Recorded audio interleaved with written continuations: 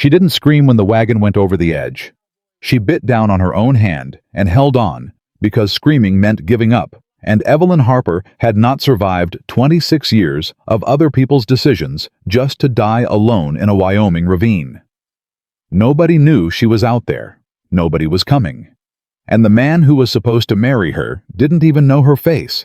If this story moves you, subscribe and follow every part to the end and drop your city in the comments. Let me see how far this story travels. The letter arrived on a Tuesday. Jack Holloway read it twice standing in the yard with his hat still on and the morning sun already mean enough to make a man squint. He didn't read it a third time. He folded it careful along its original crease, tucked it into his breast pocket, and went back to the fence post he'd been working on before the mail rider came through. Lily watched him from the porch steps. She was 7 years old, and she'd already learned that when her father went quiet like that particular kind of quiet, the kind that had no edges, it meant something had gone wrong. Not broken axle wrong, not dry well wrong. The other kind. "Papa," she said. "Who was the letter from? Nobody you know bug. Was it about the lady?" Jack drove the post another inch into the hard earth. "Go check on the water barrel." "Papa." "Lily." She went.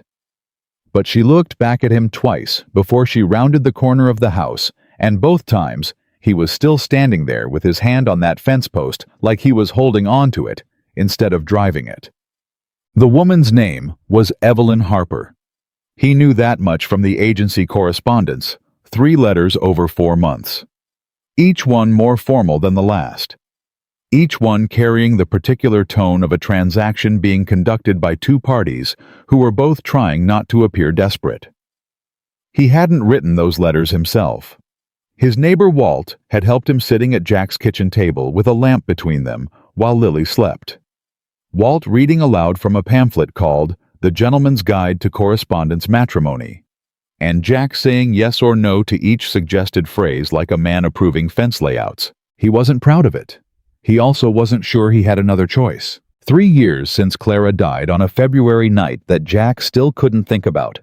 Directly, he could only think around it the way you walk around a sinkhole, in a field you've walked 1,000 times. 3 years of managing the ranch alone, managing Lily alone, managing the grief that sat in the house like a third person who never left and never spoke. Lily needed a woman in her life. That was the plain truth of it. Not because Jack wasn't enough, he told himself that distinction mattered, but because there were things a little girl needed that he genuinely didn't know how to give her. So he'd written to the agency, and they'd sent him Evelyn Harper of St. Louis, Missouri. And now the letter in his pocket said she hadn't arrived. He didn't tell Walt about it until the following morning when Walt came over to help string the new fence line, and they were working side by side in the heat with their shirts dark at the back and nobody around to hear. "She didn't come in on the stage," Jack said. Walt straightened up. "The bride. The stage came through Dry Creek Crossing on Saturday. Her name wasn't on the manifest. Driver said there was no unaccompanied woman on board." Walt was quiet a moment. "You think she changed her mind?" "Could be." Jack kept working. "Could be a lot of things. Could be the agency sent you false correspondence. Could be. Could be she's still in St. Louis. Could be she got held up somewhere along." "Walt?" "Yeah. I don't need a list of possibilities. I need to know what the stage driver saw." Walt looked at him. "Then you need to go ask him." The stage driver's name was Calhoun, and he was a weathered man with a face like old saddle leather, and a memory that turned out to be sharper than his appearance suggested. Jack found him at the Dry Creek relay station just before noon, sitting in the shade with a cup of coffee, and a disposition that softened slightly when Jack introduced himself and explained what he was looking for. "Woman traveling alone," Calhoun said. "From St. Louis, you said?" "That's right. Young, about 26, brown hair." Calhoun set down his coffee. He looked at Jack with an expression that had something complicated in it. "What was she traveling in?" "I don't know. Hired wagon, maybe. The agency arranged the transport." Hired wagon. Calhoun said it slowly. There was a hired wagon. Came through the crossing the same day as us. Well, tried to come through. He stopped. What do you mean tried? The creek was running higher than it looked. Happens in summer, sometimes looks calm on top, moving hard underneath. The hired wagon went into the crossing and the front wheels caught. Calhoun paused again. Went over sideways. Full roll. Jack's hand was very still on the table between them. And the driver? Pulled himself out, came into town that evening half drowned, said there was a woman with him. Calhoun met Jack's eyes. Said she didn't come out. He rode back to the ranch without stopping. Lily was in the yard when he got there, drawing something in the dust with a stick, and she looked up at him with that face. She had that particular combination of her mother's eyes and his jaw that still sometimes stopped him cold, and she said, "Did you find out about the lady?" "I found out something," he said, swinging down. "Is she coming?" Jack crouched down to her level. He put both hands on her small shoulders gently. "Lily, I need to tell you something, and I need you to be brave when you hear it." Her face went serious. She was good at serious. She'd had practice. "The lady was in an accident," he said, "at the creek crossing." "Is she hurt?" "I don't know yet." "Did she—" Lily stopped, swallowed. "Is she dead?" "I don't know that either." He held her gaze. "But I'm going to find out." Lily was quiet for 3 full seconds. Then she said, "You're going to go look for her?" "I am." "Tonight? Now?" Another pause. She looked at the stick in her hand. Then she looked back at him. "Take enough water, Papa. Last time you forgot enough water." He almost smiled. "I'll take enough water." "And come back," she said. Not a request, a condition. "Always do, Bug." Walt came over to sit with Lily without being asked. Jack found him already at the house when he came out with his gear, and they didn't talk about it. Walt just stood on the porch and watched him load the saddlebag and check his canteen and tighten the cinch on a horse named Cutter, who had covered hard ground before and would again. "You don't know she's still out there," Walt said finally. "No," Jack agreed. "That crossing is 3 days' ride in summer heat." "I know. She's been out there since Saturday. That's 4 days, Walt." Jack put his boot in the stirrup. "I can count." Walt pushed his hat back. "Jack, a person can't survive 4 days in this heat without— I know what a person can and can't do." He swung up. Cutter shifted under him, ready. "I also know nobody else is going out there to look." Walt looked up at him with something that might have been argument, and decided somewhere in the deciding to become something else. He nodded once. "I'll stay with the girl." "I know you will." Jack turned Cutter's head toward the south trail. "That's why I didn't ask." He rode through what remained of that day and into the dark, stopping only when the terrain demanded it. The summer night was still hot in that particular Wyoming way, warm air sitting close to the ground, the sky enormous and indifferent overhead, the sound of Cutter's hooves hitting the packed earth, the only company he had. He thought about what he knew. A woman named Evelyn Harper had left St. Louis to marry a man she'd never met. She'd hired a wagon at somewhere he didn't know exactly where and made for Dry Creek Crossing. The wagon had gone over in the crossing. The driver had pulled himself out.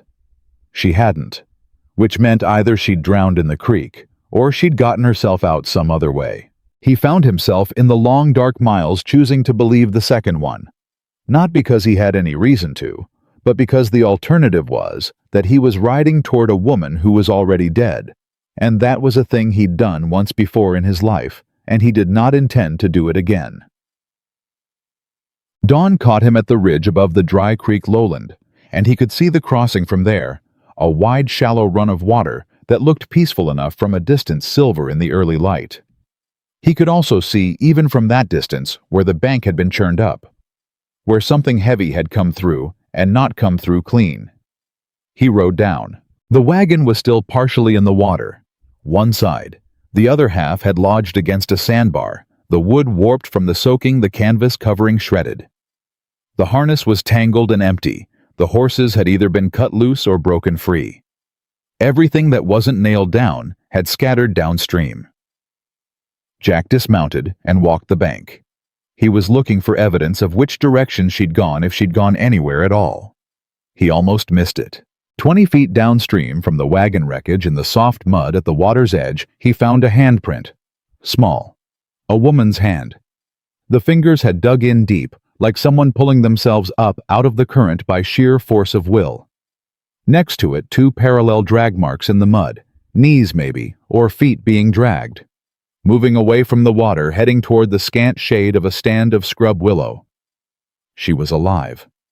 She had been alive. He followed the marks. They were hard to follow once the ground dried out, but he was a man who'd tracked cattle and horses, and once, God help him, a lost child across terrain that didn't want to be read, and he kept his eyes moving and his mind working, and he followed her. She had moved in a direction that was almost south toward the hills, away from the open lowland. The movement was slow, erratic in places. In one spot, she had clearly stopped and not moved for a while, and he stood there looking at the compression in the dry grass and felt something tight and cold in his chest that he named fear and pushed past. She'd started moving again. He followed. The sun climbed. The heat became a physical thing, not just temperature, but weight, something you carried. He drank from his canteen in careful measures and thought about whether she'd had anything to drink. Whether the creek water she'd swallowed going over would have been enough. Whether survival without water in this heat was even a conversation worth having. He was still having it when Cutter suddenly stopped. Jack felt it before he understood it. The horse's hesitation, the slight shift in posture. He looked where Cutter's ears were pointing. There was a figure at the base of the hill. She was lying in the shadow of a rock outcropping, the only shadow available in that whole burnt landscape, and she'd found it, which told him something immediate and important about the kind of person she was. She was on her side. Her dress was gray, had probably been gray, was now the color of the earth she'd been lying in. Her hair was loose and tangled with debris from the creek. Her left leg was angled in a way that legs were not designed to angle. He was down from the horse before Cutter fully stopped. "Ma'am?" He crouched beside her, not touching yet. "Ma'am, can you hear me?" Nothing. "Ma'am." He put 2 fingers to the side of her throat. The pulse was there, faint and rapid, and there. He let out a breath he'd been holding since Tuesday. "Okay," he said, to himself, to her, to the empty air. "Okay, I got you." She made a sound then. Not a word. A sound, low animal, the sound of someone who has been holding on so long that even a voice broke something open. Her hand moved, reached toward him without purpose, just reaching. He caught it. "You're safe," he said. "You hear me? You're safe now. I've got you." Her eyes opened. They were dark. Darker than he'd expected, some color that wasn't quite brown and wasn't quite green, the kind of color that changed in different light. She looked at him like she was trying to decide if he was real. "You're not..." Her voice was barely there. "You're not a dream." "No, ma'am. I kept seeing things. People who weren't..." She stopped, swallowed hard. "My leg." "I know. Don't try to move it. I know it's broken." Even through the dryness and the pain, there was something precise in how she said it. Factual. Like she'd already done the inventory and filed it away. "I've known since the first night. I couldn't put weight on it, so I crawled." He looked at her. Then he looked back at the wagon wreckage barely visible from here. Calculated the distance. "You crawled from the crossing." "I don't know how far it is. Best part of 200 yards. His voice came out lower than he intended. "Maybe more." She closed her eyes. "That explains why it took so long." He stared at her. He'd expected he didn't know what he'd expected. Hysterics maybe. Helplessness. some form of collapse now that rescue had arrived. Instead, she was lying here with a broken leg and 4 days of dehydration and heat exposure, and she was being precise about it. "I need to get you onto the horse," he said. "It's going to hurt. I know. There's a line cabin about 2 hours from here. I can get you there, get you stable, then figure out the next step." "All right." "Your name is Evelyn Harper." She opened her eyes again at that. "You know who I am." "I'm Jack Holloway." Something moved across her face. Recognition. And something else, something more complicated than he had time to examine. "You came all this way to—" She stopped. "To look for you," he said. "Yeah." "Why?" He looked at her for a moment. It was a good question. He could have said, "Because you're my responsibility, because I arranged this, because nobody else was going to." All of those things were true. He said the one that was also true, "Because you were out here." She didn't say anything to that, but something in her expression changed. Some held thing released slightly a fraction, like a knot working itself loose. "Can you put your arms around my neck?" he asked. "I'll do the rest." "Yes." And she meant it not as optimism, but as fact, as assessment. "Yes. I can do this one more thing." He lifted her as carefully as he knew how, and she made one sharp sound when the leg moved just one, and then she pressed her mouth together and was silent, and he got her onto Cutter in front of him with her back against his chest and her injured leg supported as best he could manage, and he turned for the cabin. They rode in silence mostly. The sun was fully up and brutal. After a while she said without preamble, "I didn't want to come." He kept his eyes on the trail. "To Wyoming." "To any of it. The arrangement. It wasn't my idea." "Whose was it?" A pause.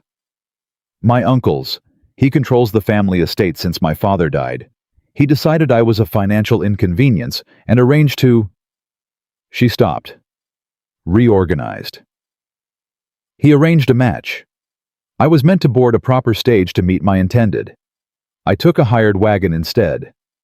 I thought if I arrived differently at a different time, I could see the situation first, before committing." Jack absorbed this. "You were going to evaluate whether to go through with it." "Yes. And instead you ended up in the creek." "Yes." A beat. "Not my finest plan."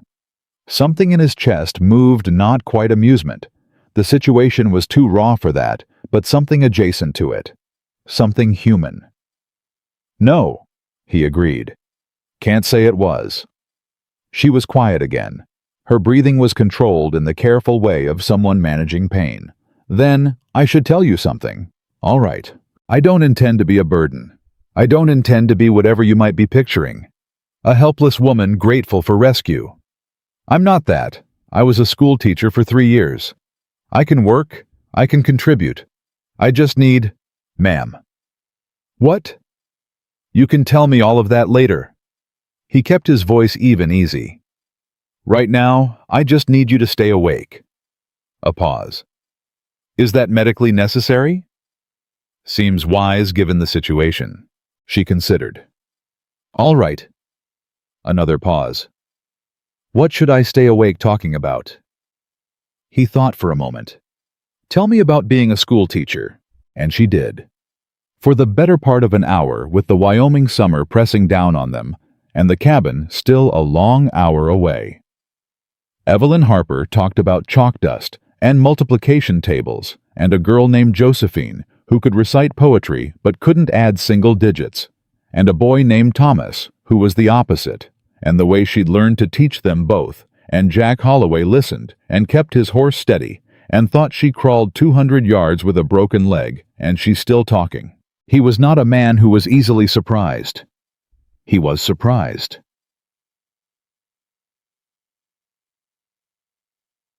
The cabin was small and dark, and blessedly cool after the open sun.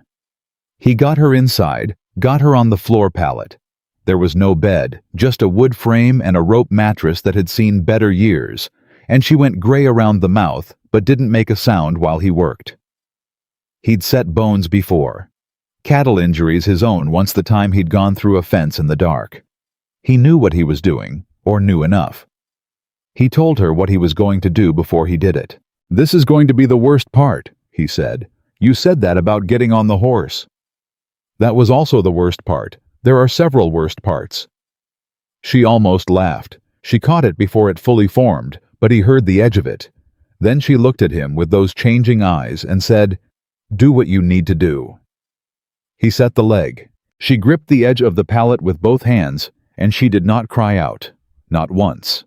When it was done, she lay back and her chest was heaving, and her face was the color of old ash, and she stared at the ceiling of the cabin, and breathed, just breathed. He cleaned and bound the wound on her arm that he'd noticed while working. He got water into her slowly a little at a time. He made a fire the nights got cold even in summer at this elevation, and found the tin of hardtack in his saddlebag and the jerked beef, and set them where she could reach. When he was done with all of it, he sat back against the cabin wall. She was still looking at the ceiling. "Mr. Holloway," she said after a while. "Jack?" A pause. "Jack." She tried it like a word in a foreign language. "You have a daughter." "I do. 7 years old. 7 in March. Her name is Lily." He looked over at her. "The agency told you." "The letters told me. I read them carefully." Her eyes came down from the ceiling to find him. "She lost her mother." It wasn't a question. It barely required a response. He gave it one anyway. 3 years ago. "I'm sorry." "So am I." The fire crackled. Outside, the evening had come in while they weren't watching, and the first cooling of the air moved through the gaps in the cabin walls. "I'm not going back to St. Louis," she said. It was quiet, but it was iron. "Whatever else happens, whatever you decide, whatever the situation, I'm not going back to my uncle's house. Nobody's asking you to. I want that to be clear. It's clear." He met her eyes. "I rode 3 days to find you, Miss Harper. I didn't do that to send you back." She held his gaze for a long moment. Something passed between them that neither of them named. It was too early for naming, too raw, the situation too strange and too real all at once. But something passed. Some agreement that did not require words. "Evelyn," she said finally. "What?" "You called me Miss Harper." She settled back, closing her eyes. "My name is Evelyn." "Evelyn," he said.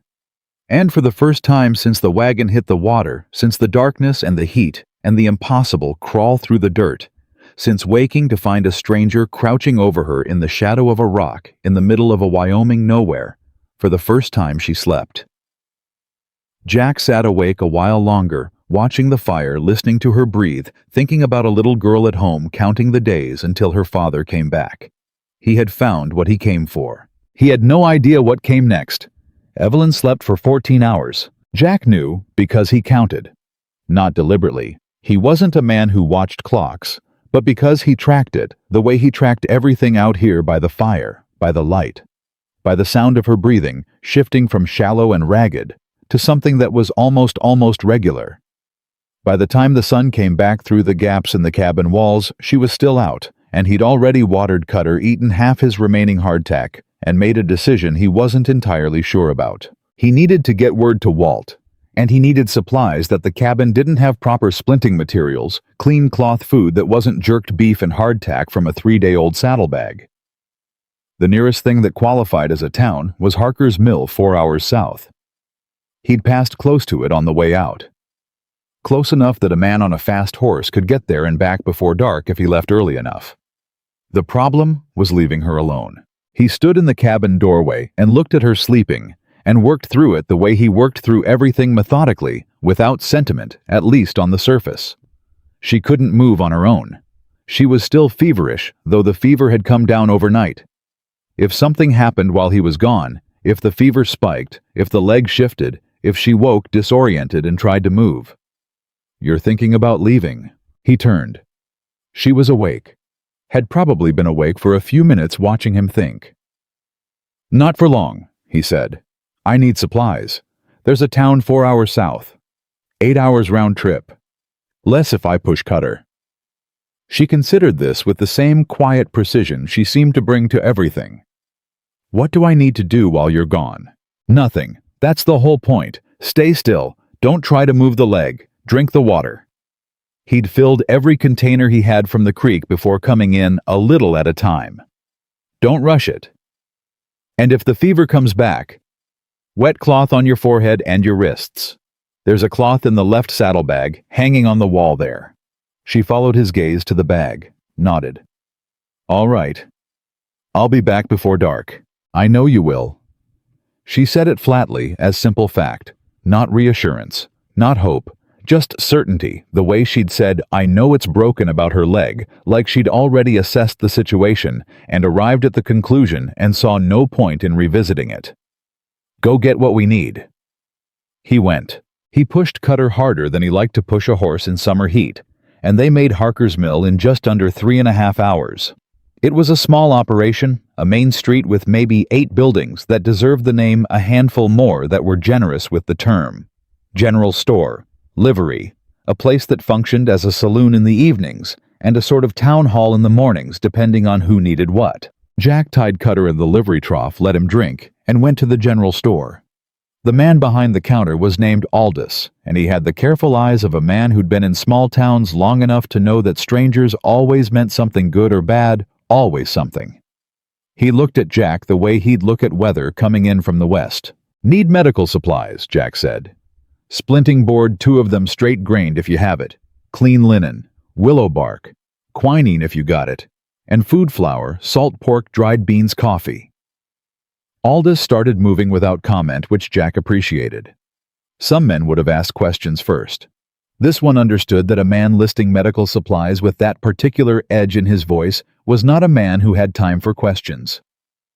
He was nearly done loading when the door opened. The man who walked in was a head taller than Jack and 20 pounds heavier, and he wore the particular expression of a man who was accustomed to a room rearranging itself around him. He looked at Jack, at the supplies on the counter, at Jack again. You the one who rode in from the north? I am. People saw you come in fast, said you looked like a man on trouble's errand. I've got a woman with a broken leg in a cabin 2 hours out. I'd like to get back to her before dark. Something shifted in the man's expression. Woman out at the line cabin. That's right. By herself? For the next few hours, yes. Jack kept his voice level. Which is why I'd appreciate finishing up here without a long conversation. The man stepped closer, not threatening or not quite, more like a man who moved into space as a habit, who'd never learned to leave room for other people. There's a woman been reported missing, out of Dry Creek. Wagon went over in the crossing 4 or 5 days back. Jack went still.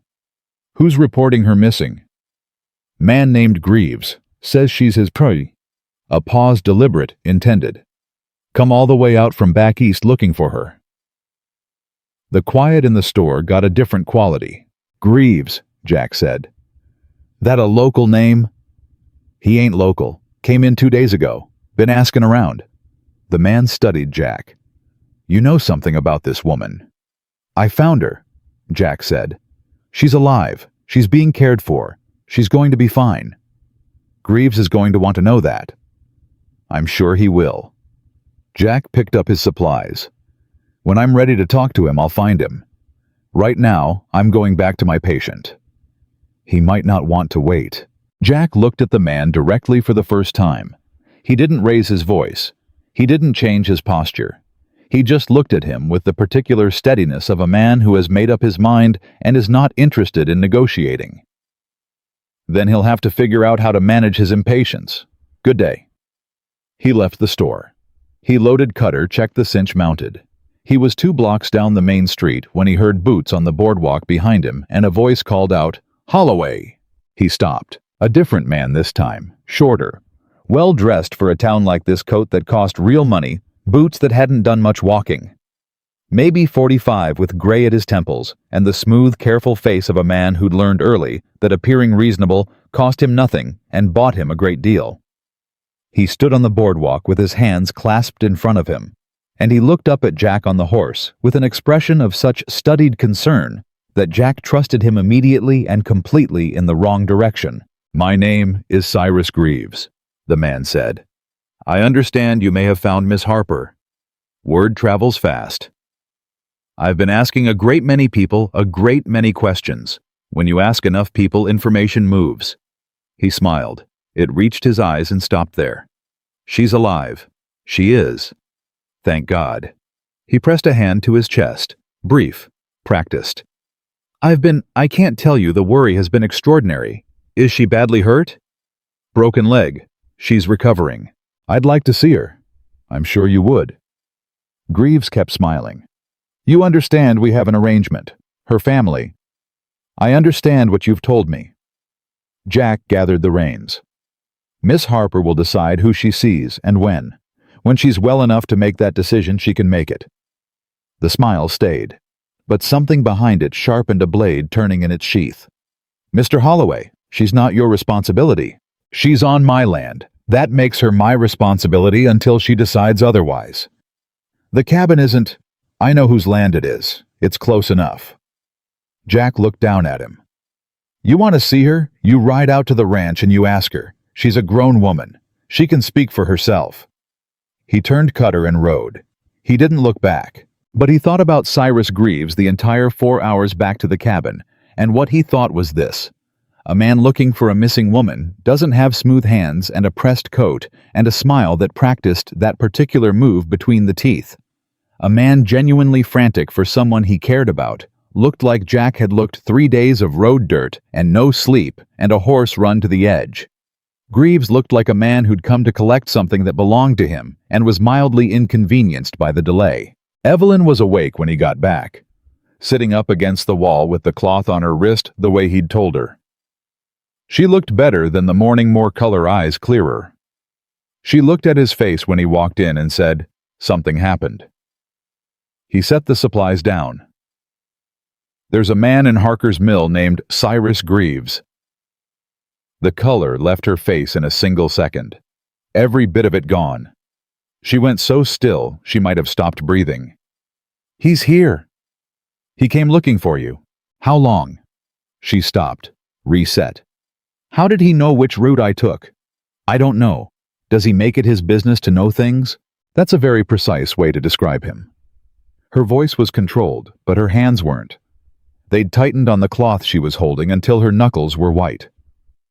"Cyrus Greaves is my uncle's lawyer. He's been managing my uncle's business affairs for 15 years. He's also been..." She stopped again. "He's been wanting to manage me for nearly that long." Jack sat down across from her. "He said you had an arrangement. My uncle made an arrangement, without my knowledge, without my consent." She met his eyes. "The match the agency was facilitating was not with you, Mr. Holloway. That was, I was told it was with a rancher in Wyoming, yes. But the letters, the agency correspondence I was shown, they weren't yours.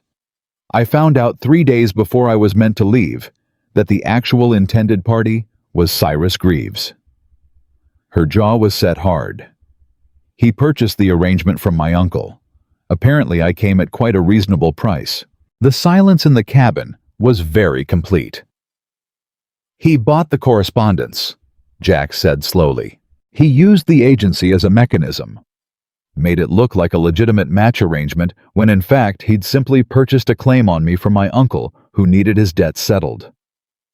She said it flatly, the way she'd said everything painful, with precision, without ornament, as if dressing it up would make it harder to carry.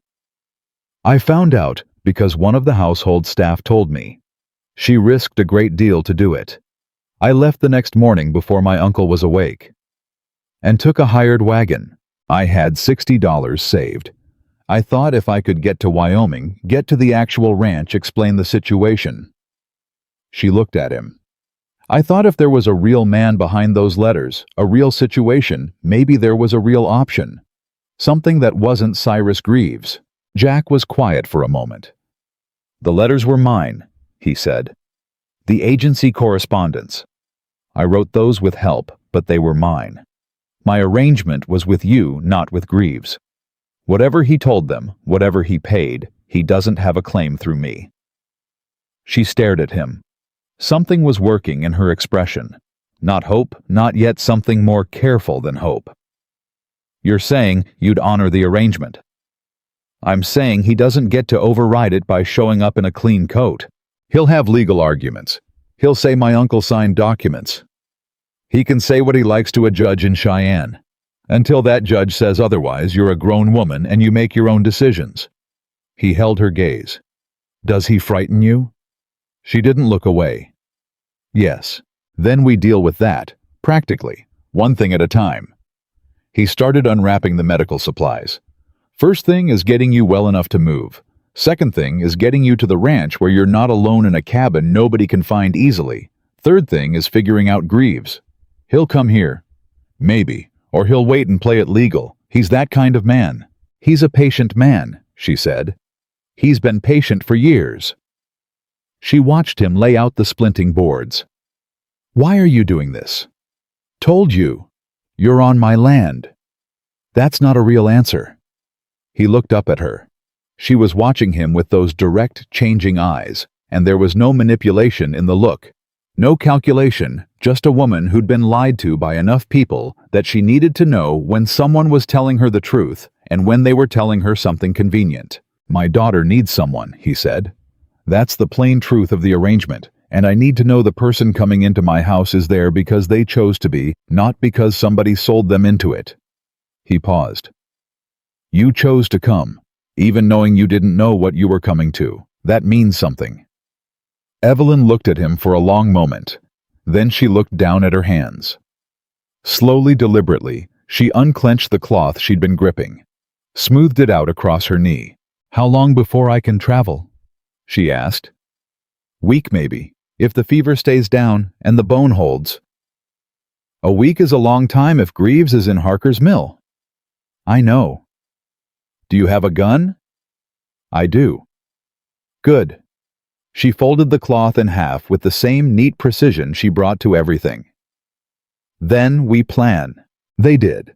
For the better part of that afternoon while he worked on getting the leg properly splinted, and she refused to react to the pain in any way that cost either of them time, they talked it through. She knew Greaves's habits, his methods, the way he operated. He knew the terrain, the people, the way things moved in this county. Between the two of them, they built something that felt, if not comfortable, at least solid. Like a temporary shelter built from available materials, not what you'd choose, but enough to stand in. At one point, she said without particular inflection, I should tell you, I'm not what the agency described. The agency doesn't know you. No, but the letters, the responses to your correspondence, the answers about cooking and household management. I answered those as accurately as I could. But I should be honest. I'm a better teacher than a cook. I can manage a household, but I've never managed a ranch household. I don't know your... Evelyn. She stopped. I'm not looking for a housekeeper, he said. I have 2 hands and a neighbor who comes by. I'm looking for... He paused, working through it honestly. Someone to be there, someone real, for Lily, someone who's not just passing through. He set the last binding in place. Can you be that? She thought about it.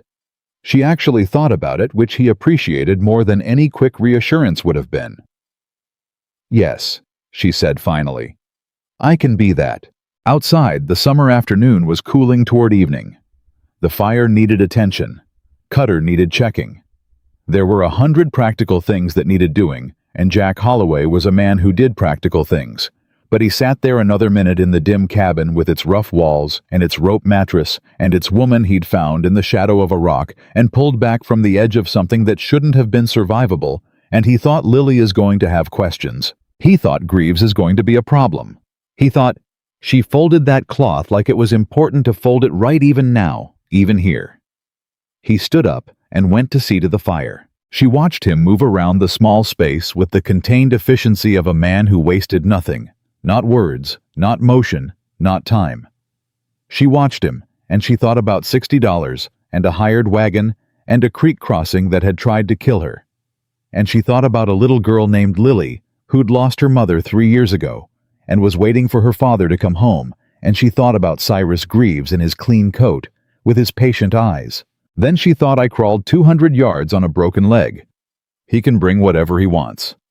The fire caught. The cabin warmed. Jack Holloway sat down on the other side of it and reached into the saddlebag for the coffee he'd bought in town and said without looking up, "You take it black." "I take it however it comes," she said. He almost smiled, again. Same as before, that edge of it quickly managed. "Good," he said, "because that's how I make it." Somewhere between the first cup and the second, the stars came out over Wyoming, thick and extravagant, the way they only got in summer, and the cabin sat small and lit beneath them, and inside it, two people who had not planned on each other were carefully beginning to plan. They made it to the ranch on the 5th day. Jack had wanted to wait the full week, but on the morning of the 4th day, a rider came through the low hills to the east of the cabin. Not stopping, not coming close, just moving along the ridgeline at a pace that was too deliberate to be accidental, and that settled the question of timing. He watched the rider from the cabin doorway and didn't say anything, but Evelyn saw his jaw set in that particular way it had, the way that meant he'd already made a decision and was simply executing it. "We're moving tomorrow," he said. "I know," she said. "I saw him too." They packed what little there was to pack before dark, and at first light, Jack got her onto Cutter with the same careful efficiency as before, and they moved. The leg was better not healed, not close to healed, but the fever had stayed down and the bone was holding, and she could bear the movement without going gray, the way she had that first ride. She held herself upright against him and watched the terrain and didn't ask how much farther. Walt met them at the property line. He'd clearly been watching for them, had probably been watching every day, knowing Jack, and he came out fast on his old roan and pulled up alongside them and looked at Evelyn with an expression that was trying to be neutral and not quite managing it. He was a broad, sun-worn man in his 50s with kind eyes that his face sometimes forgot to advertise. "This her," he said to Jack. "This is Evelyn Harper," Jack said. "Evelyn, this is Walt Briggs. He's been looking after Lily." Walt touched his hat brim. "Ma'am, you look considerably better than I expected given."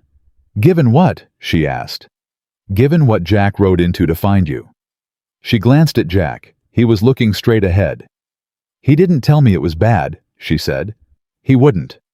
Walt fell in alongside them. "How's the leg?" "Broken," she said. "But cooperative."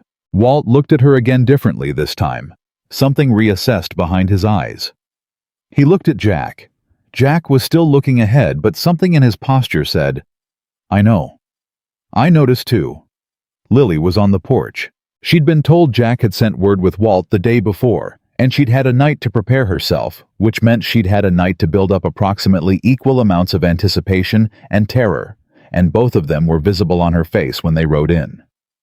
She stood on the porch steps, with her hands clasped in front of her, very straight, very still, in the particular posture of a child who is trying very hard to be brave in a situation that does not feel safe yet. Jack dismounted and lifted Evelyn down carefully, and she stood on her good leg, with her hand on Cutter's side for balance, and she looked at Lily, and Lily looked at her. Nobody said anything for a moment. Then Lily said, "Does it hurt your leg?" "Yes," Evelyn said, "but less than it did." "Papa said you crawled a long way." "I did." "How far?" "A very long way." Lily considered this. She looked at the makeshift crutch Jack had fashioned from a branch which Evelyn was now using to take the weight off. She looked at the still visible damage to Evelyn's arm. She looked at her face with the frank, unfiltered assessment of a child who hadn't yet learned to look sideways at things. "You must be very strong," Lily said. Evelyn met her eyes. "I had to be." Lily nodded once, as if this confirmed something she'd already suspected. Then she looked at her father.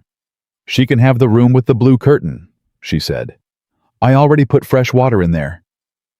Jack looked at his daughter for a moment with an expression that was too large for his face to quite contain. "Good thinking, Bug." "I know," Lily said, and opened the door. The room with the blue curtain was small, but real. A real bed, a real window, a real door that closed. Evelyn sat on the edge of the mattress and looked at those things and felt something shift in her chest that she didn't have a word for yet. Not safety exactly, not peace. Something more tentative than either. The beginning of the possibility of both. Jack appeared in the doorway. "Walt's staying for supper. You need anything before?" "Tell me about Greaves," she said. He went still in the doorway. "You've been thinking about it since the cabin," she said. "I can tell. You go somewhere when you're thinking hard about something. I'd rather know what you know." He came in and sat on the chair by the window. "I asked Walt about him while you were getting settled. Apparently Greaves has been busy in Harker's Mill. He's been talking to the Territorial Land Office, making inquiries about the property records here. He's not after me," she said immediately. "Not primarily." Jack looked at her. "Explain that. My uncle's debt to him. I'm part of it, but I'm not all of it." She'd been turning this over since the cabin, fitting pieces together the way you fit pieces when you've had time and pain and long hours in which to think. "My uncle's estate includes property, land in Missouri, some investments. Greaves has been trying to get legal control of it for years, using my uncle's financial desperation. The marriage arrangement was one mechanism, but if he can establish that I've been—" She paused, choosing the word compromised in some way. "Living unchaperoned with a man. If he can create a scandal, he can go back to my uncle with leverage. He doesn't need to marry me. He needs to ruin me, so my uncle has no choice but to sign over what Greaves actually wants." The room was very quiet. "He's using you to get to property," Jack said. "I think so, yes." "That's why the clean coat," Jack said almost to himself. "He's not a man in distress. He's a man executing a plan. He's very good at it," she said. "He's been executing plans for 20 years. She met Jack's eyes. "Which means whatever we do next, we need to do it before he establishes his narrative. Because once people in this territory hear his version of this story, woman alone with a man unmarried, no chaperone, it'll be hard to walk back," Jack finished. "It'll be impossible." She said it without drama. Plain fact. "I know how these things work. I grew up watching my uncle use reputation the same way Greaves does. It's cleaner than lawyers and faster than courts." Jack was quiet for a long time, long enough that the supper sounds from the kitchen became audible. Walt moving around in there. Lily's voice asking something, Walt's lower answer. The sounds of a house that was used to being quieter than this. "There's a solution," Jack said. She waited. "It's fast," he said. "And it's not? It won't be what either of us would choose given more time and better circumstances." Jack. "We could get married," he said. "Before he builds his case, a married woman living on her husband's ranch isn't a scandal. It's just a woman." The words sat between them. She looked at him. He looked back, not flinching from it, not dressing it up, same as he didn't dress up anything. He'd said not what either of us would choose, and he'd meant it, and he wasn't pretending otherwise, and that honesty was the thing that made it possible to consider.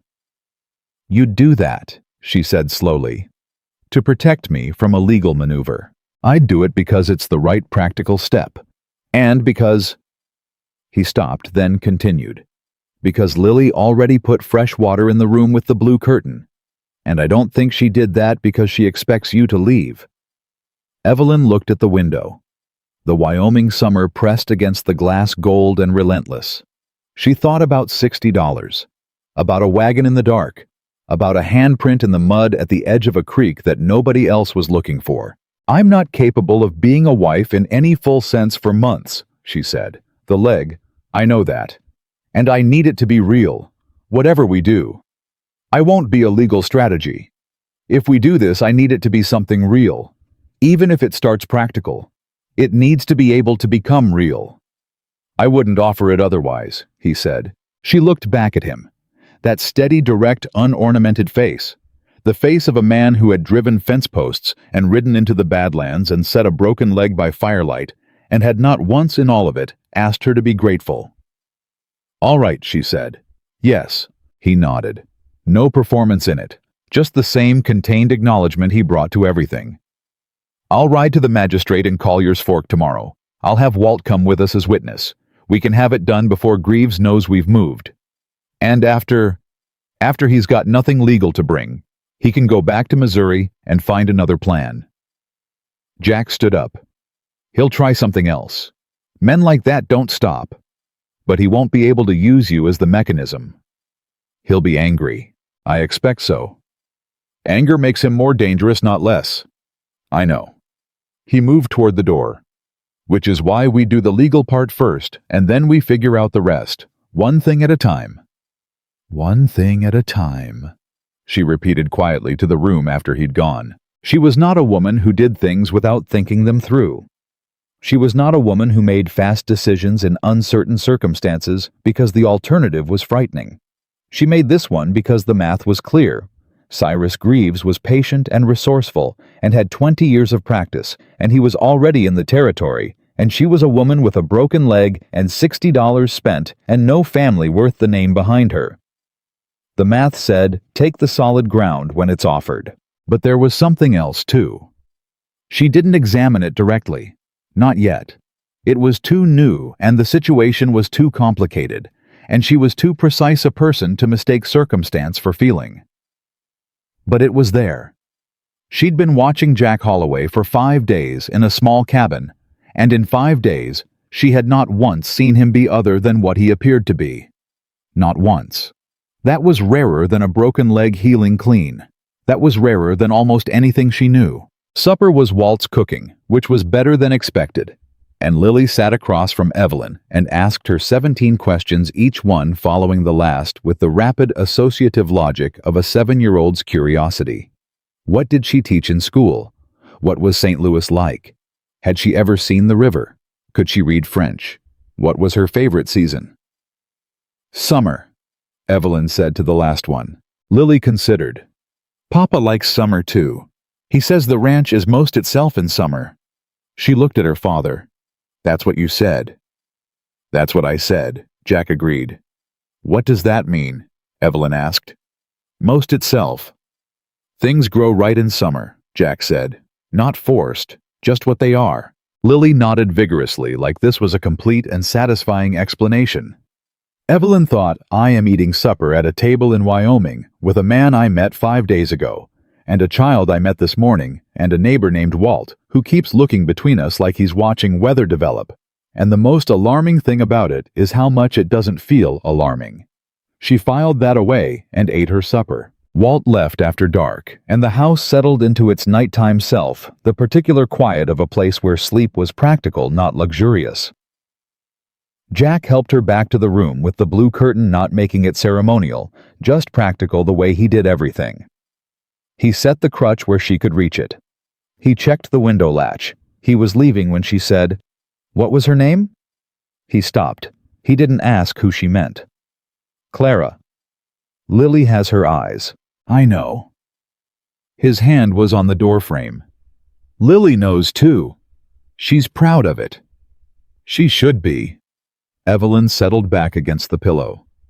She's a remarkable little girl. She is. A pause. She likes you. In case you weren't sure. It's not complicated with Lily. If she didn't like you, you'd know. She asked me 17 questions at supper. That's how she likes people. She interrogates them. Something in his voice shifted, warm, fractional, controlled. Get some sleep. Jack. Yeah. Thank you. For all of it. I know I've said it. I'm saying it again. You don't owe me thanks. I know I don't. That's not why I'm saying it. He looked at her for a moment. Then he nodded, same as always, that single sufficient nod, and went. She slept. She woke to voices. Not inside the house, outside in the yard, the sky not yet light. She came awake fast, the way she'd learned to in the cabin, her body taking the situation seriously before her mind caught up. She lay still and listened. Jack's voice. Low, controlled. A second voice. Smooth. Familiar. She was sitting up before she knew she'd decided to. She got the crutch under her arm and made it to the window in 3 careful steps and looked down into the yard. Cyrus Greaves was on horseback below. He had 2 men with him, not obvious, not displayed, just present, the way you bring a weapon you might need. He was talking to Jack, who stood in the yard, the way Jack stood everywhere, still grounded, taking up exactly the space he occupied, and not an inch more. She couldn't hear the words clearly. She got the window open, slow, careful. "Territorial warrant," Greaves was saying. His smooth voice carried well. He'd probably practiced that too. "I'm not asking for anything beyond my legal rights." Miss Harper entered into a contractual arrangement through her guardian. Her guardian, Jack said, doesn't have legal authority over a woman of 26. He has authority over the estate. She's not the estate. Flat. Final. "Mr. Holloway." Greaves shifted his weight on the horse. "I've been very patient. I'd like to see her. Just see her, confirm she's well. Any reasonable man would allow—" "It's 4 in the morning." A pause. "I've ridden through the night." "Then you need sleep. Come back at a civilized hour and I'll let her know you're here. What she decides after that is her business." "I'm not sure you understand your legal position." "I understand it fine." Jack's voice didn't change temperature. "I also know that a territorial warrant takes 6 weeks to process through the Cheyenne court, and right now you've got a piece of paper a man in Harker's Mill signed in exchange for your goodwill, which isn't the same thing. Come back in the morning. Alone." Greaves sat on the horse for a long moment. Evelyn watched him from the window and thought, he's calculating. Not whether to push, whether it was worth the cost tonight. He decided it wasn't. "Tomorrow, then," he said. "I trust you'll inform Miss Harper of my concern for her welfare." "I'll tell her you came by," Jack said. Greaves turned his horse. His 2 men followed. They rode out of the yard and into the pre-dawn dark, and Jack stood watching them go until the sound faded, and then he was still for another moment, the way he was still after hard things processing, in that internal way he had. Then he looked up at the window. He'd known she was there. Of course he had. "You heard," he said, "not a question." "Most of it." "He's not going to wait for morning." "No," she agreed. "He's going to ride to Harker's Mill and send a telegram to someone who can start the legal machinery faster than 6 weeks. Which means we need to move faster." "How much faster?"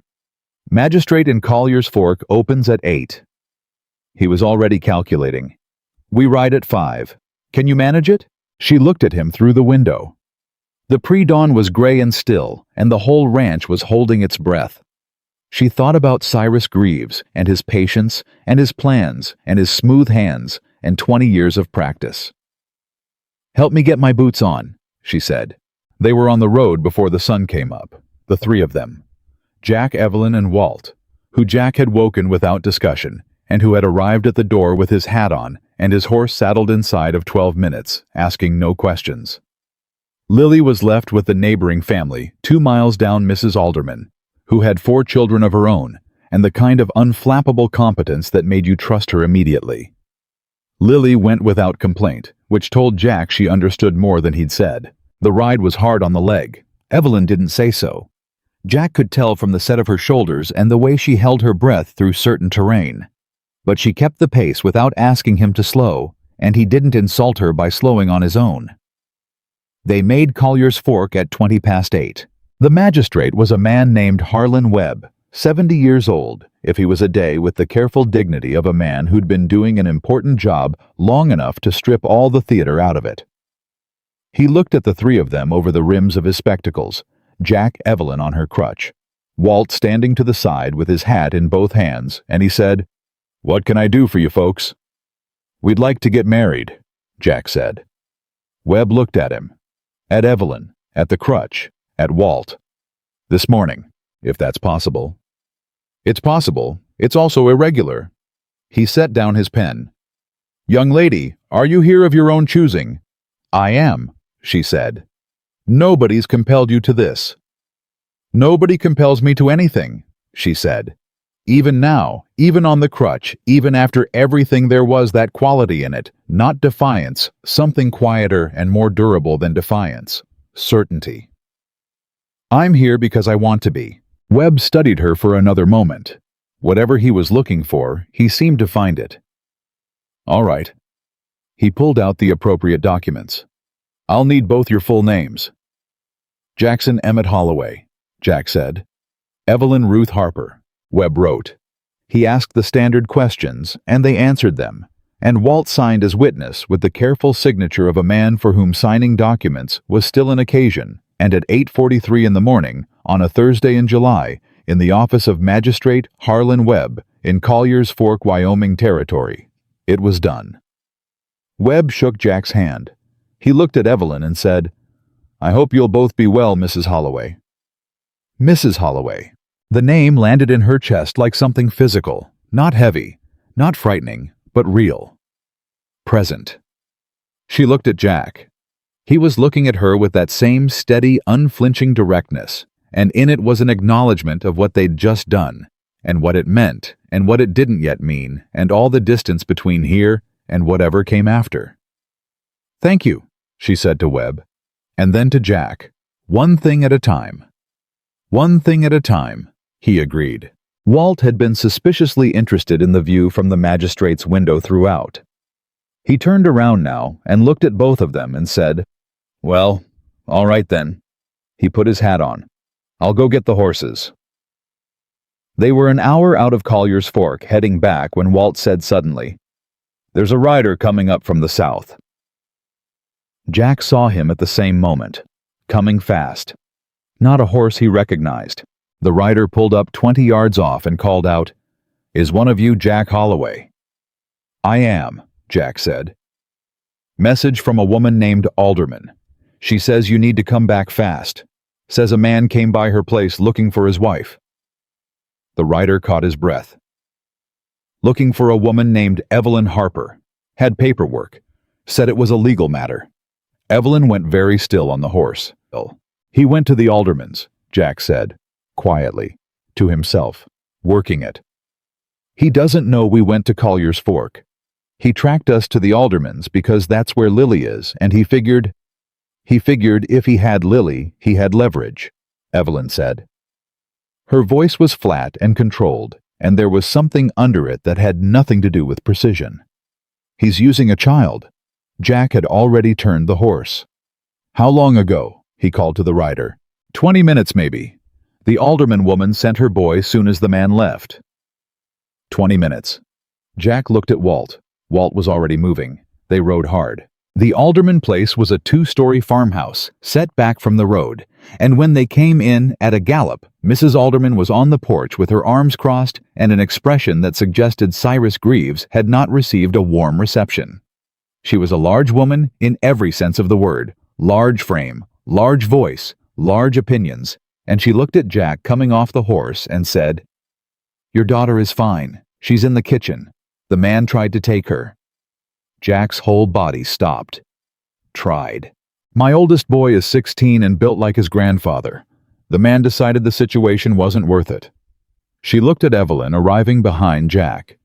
He said he'd be back with legal authority. Said the girl's father was not a fit guardian, and that there was a woman living at the ranch under... She paused, mouth tightening, under improper circumstances. Not anymore, Walt said from behind them both. Mrs. Alderman looked at him, at Evelyn, at Jack. That right. As of 8:43 this morning, Jack said. Mrs. Alderman uncrossed her arms. Something in her expression shifted, not surprise, more like confirmation of a conclusion she'd already reached. Well, she said, that simplifies things considerably. She turned to the door.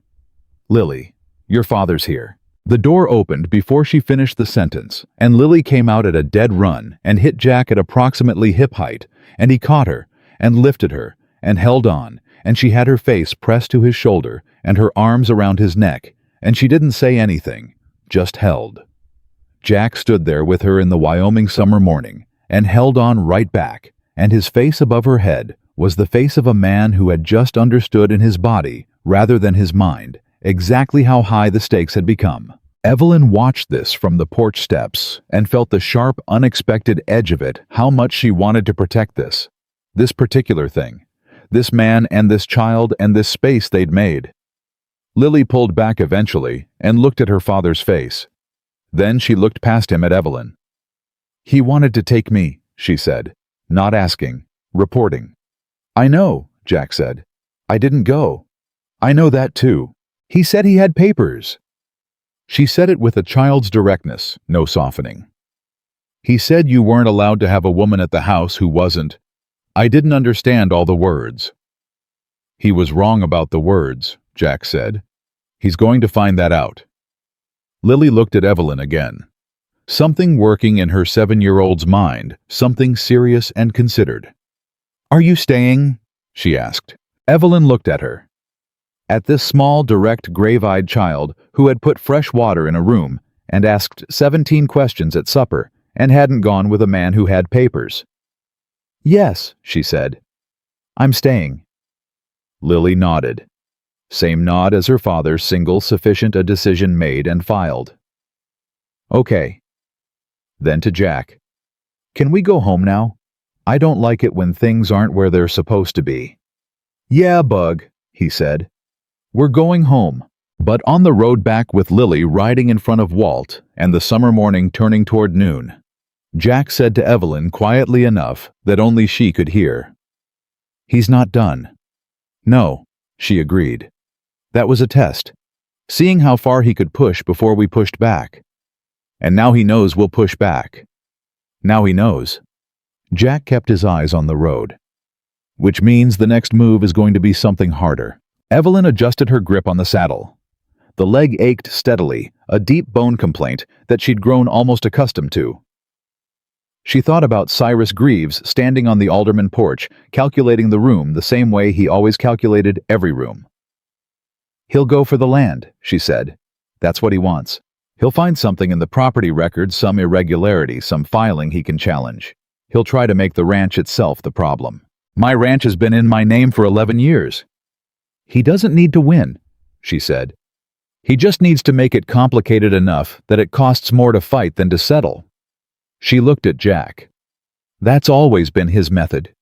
That's how he got my uncle." Jack was quiet for a moment.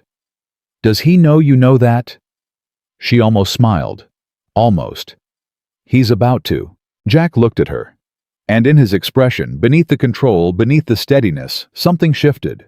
Not soft, exactly. Not soft was not a word that fit Jack Holloway in any configuration, but something that recognized her. Something that said, "There you are." Like he'd suspected this was in there, and was not surprised to have it confirmed. "All right," he said. "Tell me how it works."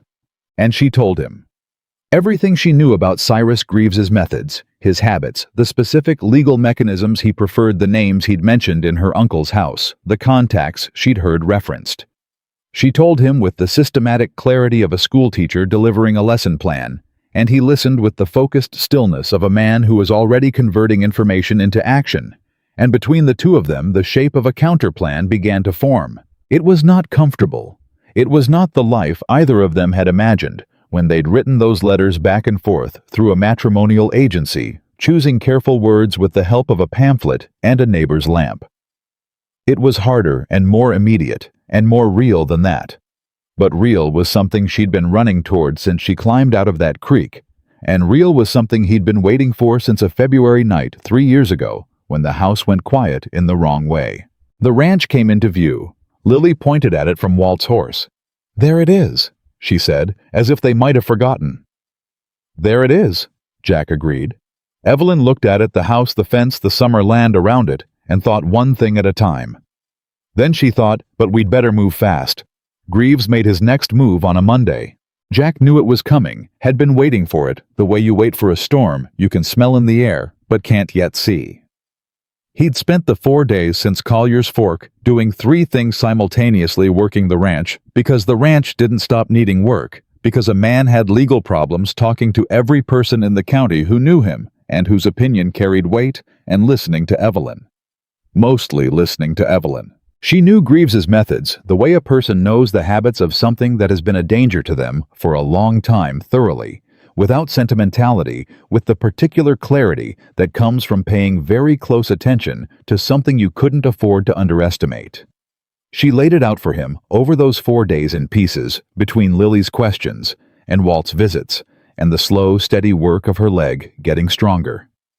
She told him about the land filing mechanisms Greaves preferred.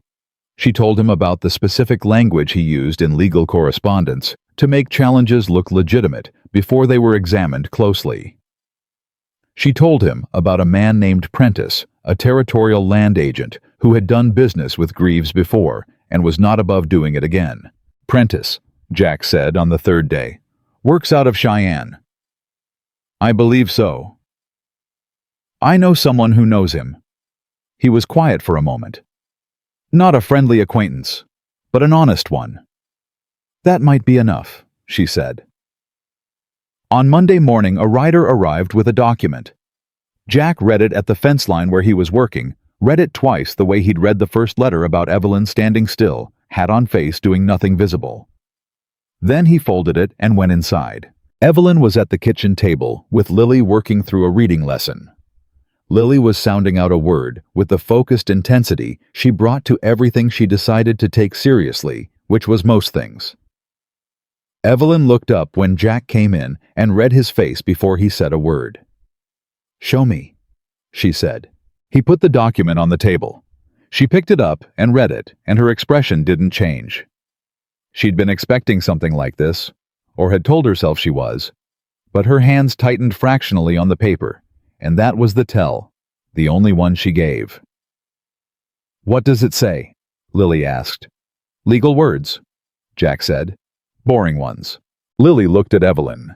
Evelyn managed a version of a reassuring expression that was mostly honest. "Your father and I need to talk about it," she said. "Can you finish the page on your own?"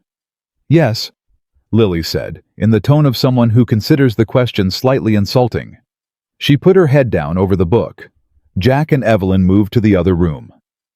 "He found it," she said, keeping her voice low. "The original homestead filing, you said 11 years. 11 years in my name. Before that, it was in my father's name. He transferred it when he moved to Oregon. Greaves is challenging the transfer documentation. He's claiming the original filing had a co-signature that wasn't properly released." She scanned the document again. "A business partner of your father's named Colum Reedy." Jack went very still. "Colum Reedy has been dead for 8 years. Greaves doesn't need him alive.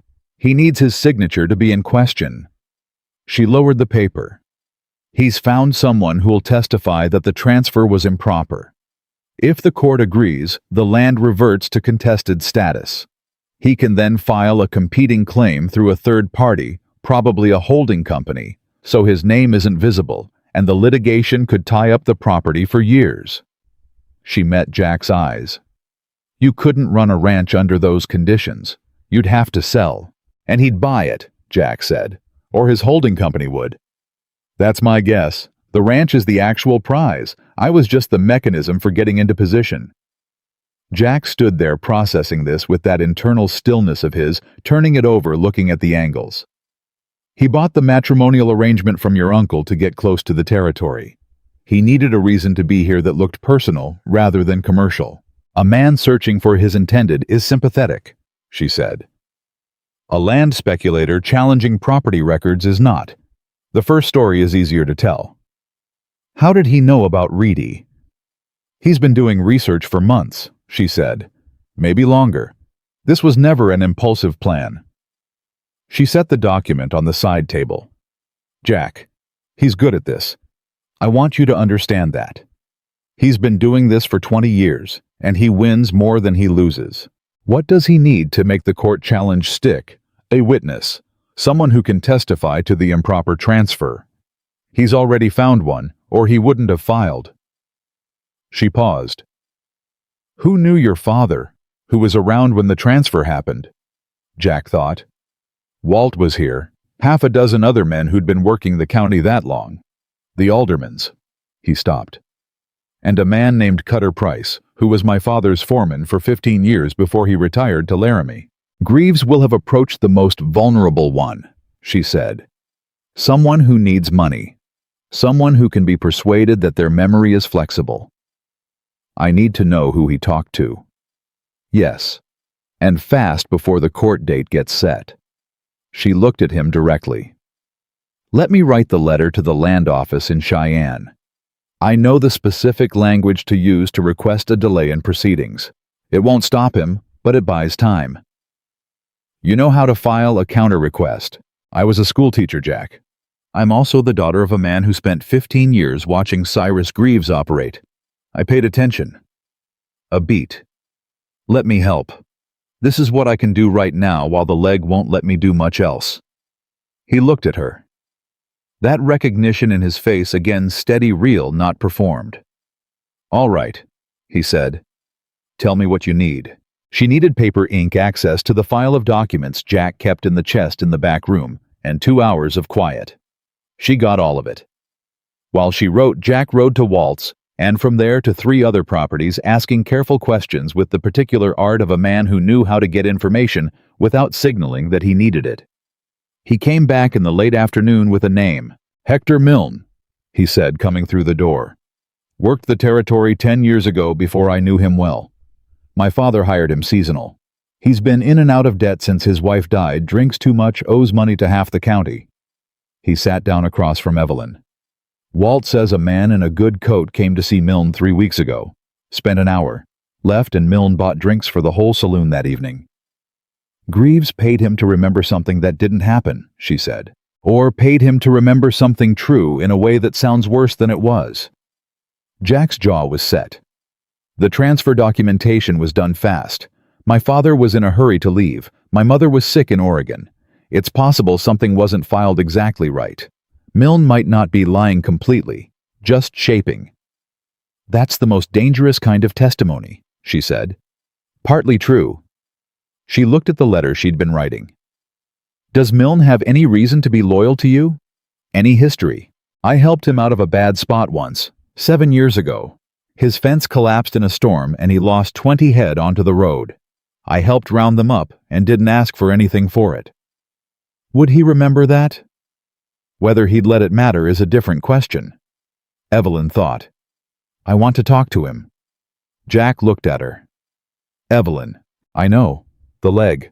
I'm not suggesting I ride out there. She met his eyes. I'm suggesting you bring him here. Invite him to supper. Don't make it about the legal matter at all, just a neighborly gesture. Let me talk to him. You think you can change his mind?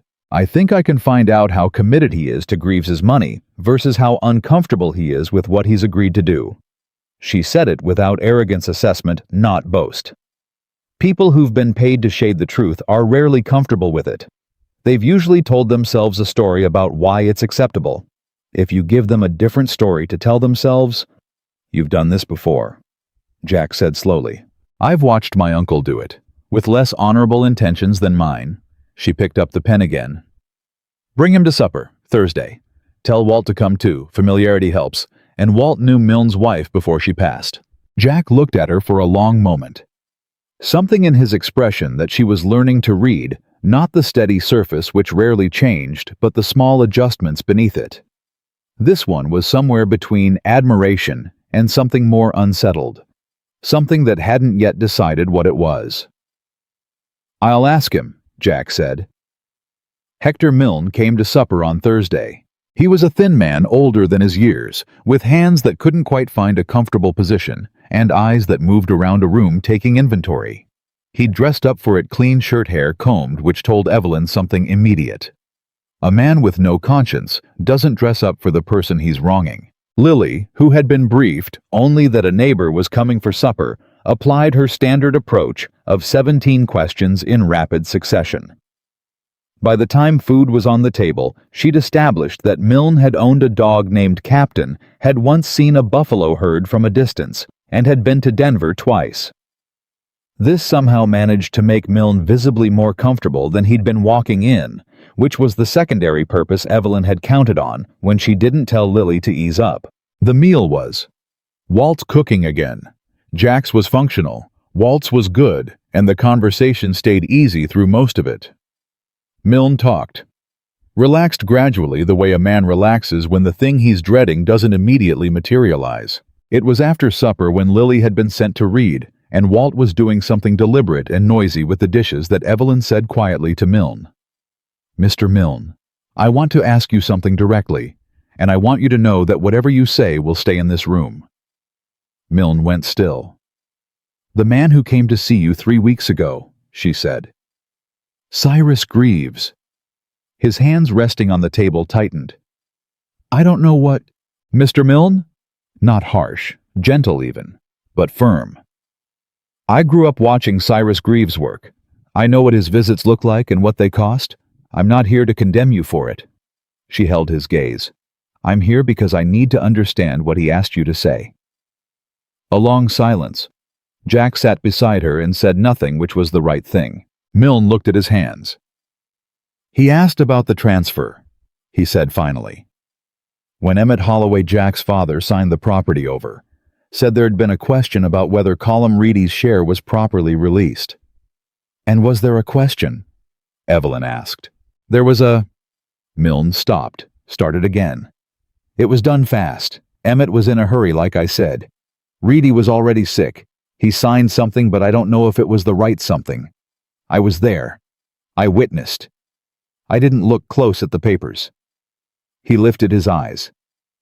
"Greaves said that if I testified I'd seen Reedy sign under pressure, that Emmett had pushed him, that maybe he wasn't in a sound state."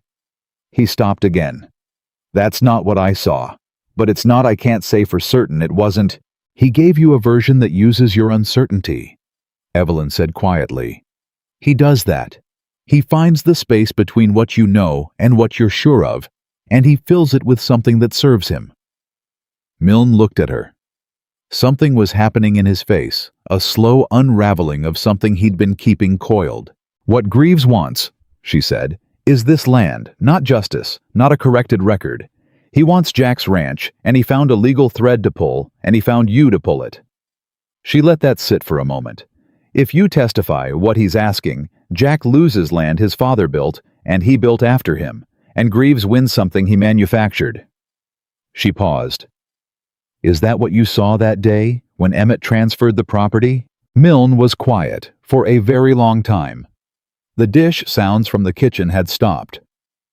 "No," he said. "That's not what I saw." "What did you see?" "Emmett signed it over clean. Reedy was sick, but he knew what he was doing. He shook Jack's father's hand after." Milne's jaw worked. "It was a proper transfer. Fast, but proper." "Would you testify to that?" He looked at Jack. Jack met his eyes and said nothing, which was the right thing again. No pressure, no appeal, just presence. "Greaves paid me $200, Milne said. "I know," Evelyn said. "I spent most of it. I know that too. I can't give it back. Nobody's asking you to." She kept her voice even and without judgment. "I'm asking if what you saw was a clean transfer, and if you'd be willing to say so in front of the territorial court." Another long silence. "My wife always liked Jack's father," Milne said finally. "Said he was a straight man." He pressed his lips together. Came to something. "Yeah, I'll say what I saw." Jack reached across the table and shook his hand. That was all. No speech, no gratitude performed for the room. Just a handshake between two men solid and sufficient.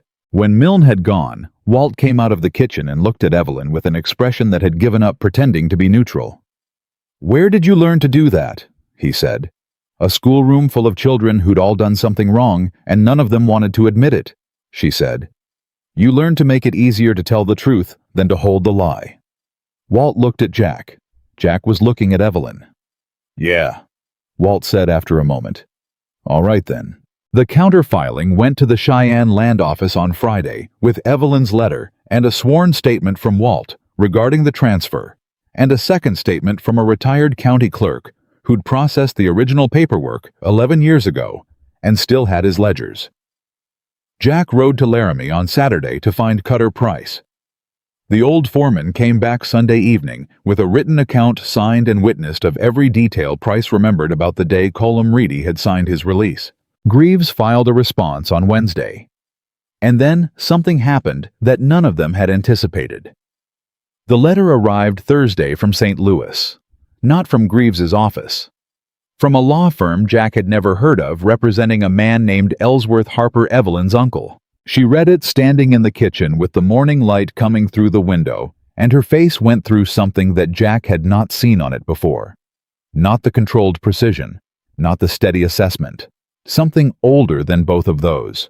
Something that came from before she'd learned to manage her face. She put the letter down. "My uncle is dead," she said. Jack moved to her side, not reaching for her waiting present close enough that if she needed something solid, she'd find it there. "He died 2 weeks ago," she said. "Heart failure."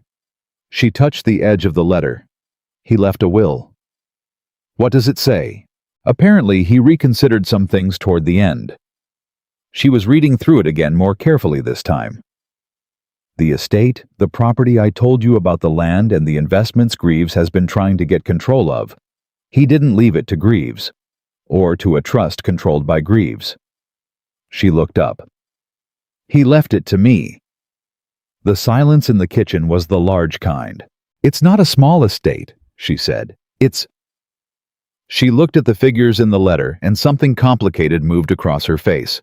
Relief and grief, and an anger that had nowhere simple to go, because the man who'd caused it was already gone. "It's considerable.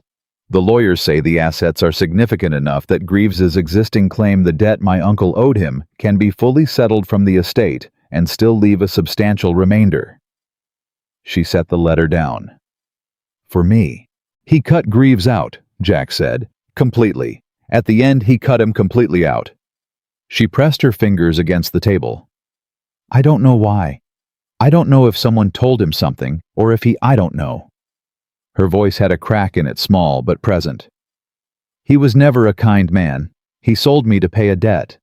But at the end he—" She stopped. Jack put his hand over hers on the table. "Just that." She looked down at his hand and then up at his face, and the crack in her voice was still there, but something behind her eyes steadied. "This changes things for Greaves," Jack said. "It destroys his position." She was pulling herself back together piece by piece, the way she did not suppression, but reconstruction, building it back from the inside out. "If the estate settles his debt with my uncle, he has no legal standing. No debt means no leverage. And without the leverage, his challenge to your property has no support structure. It was only viable because he could claim I was a financial dependent with obligations attached." She exhaled. "He's done. Legally. He's finished." Jack was quiet for a moment, thinking through it. "He won't accept that quietly." "No. He'll look for another angle." She met his eyes. "But there isn't one. Not a legal one. And without a legal mechanism, Cyrus Greaves is just a man in a clean coat standing in someone's yard."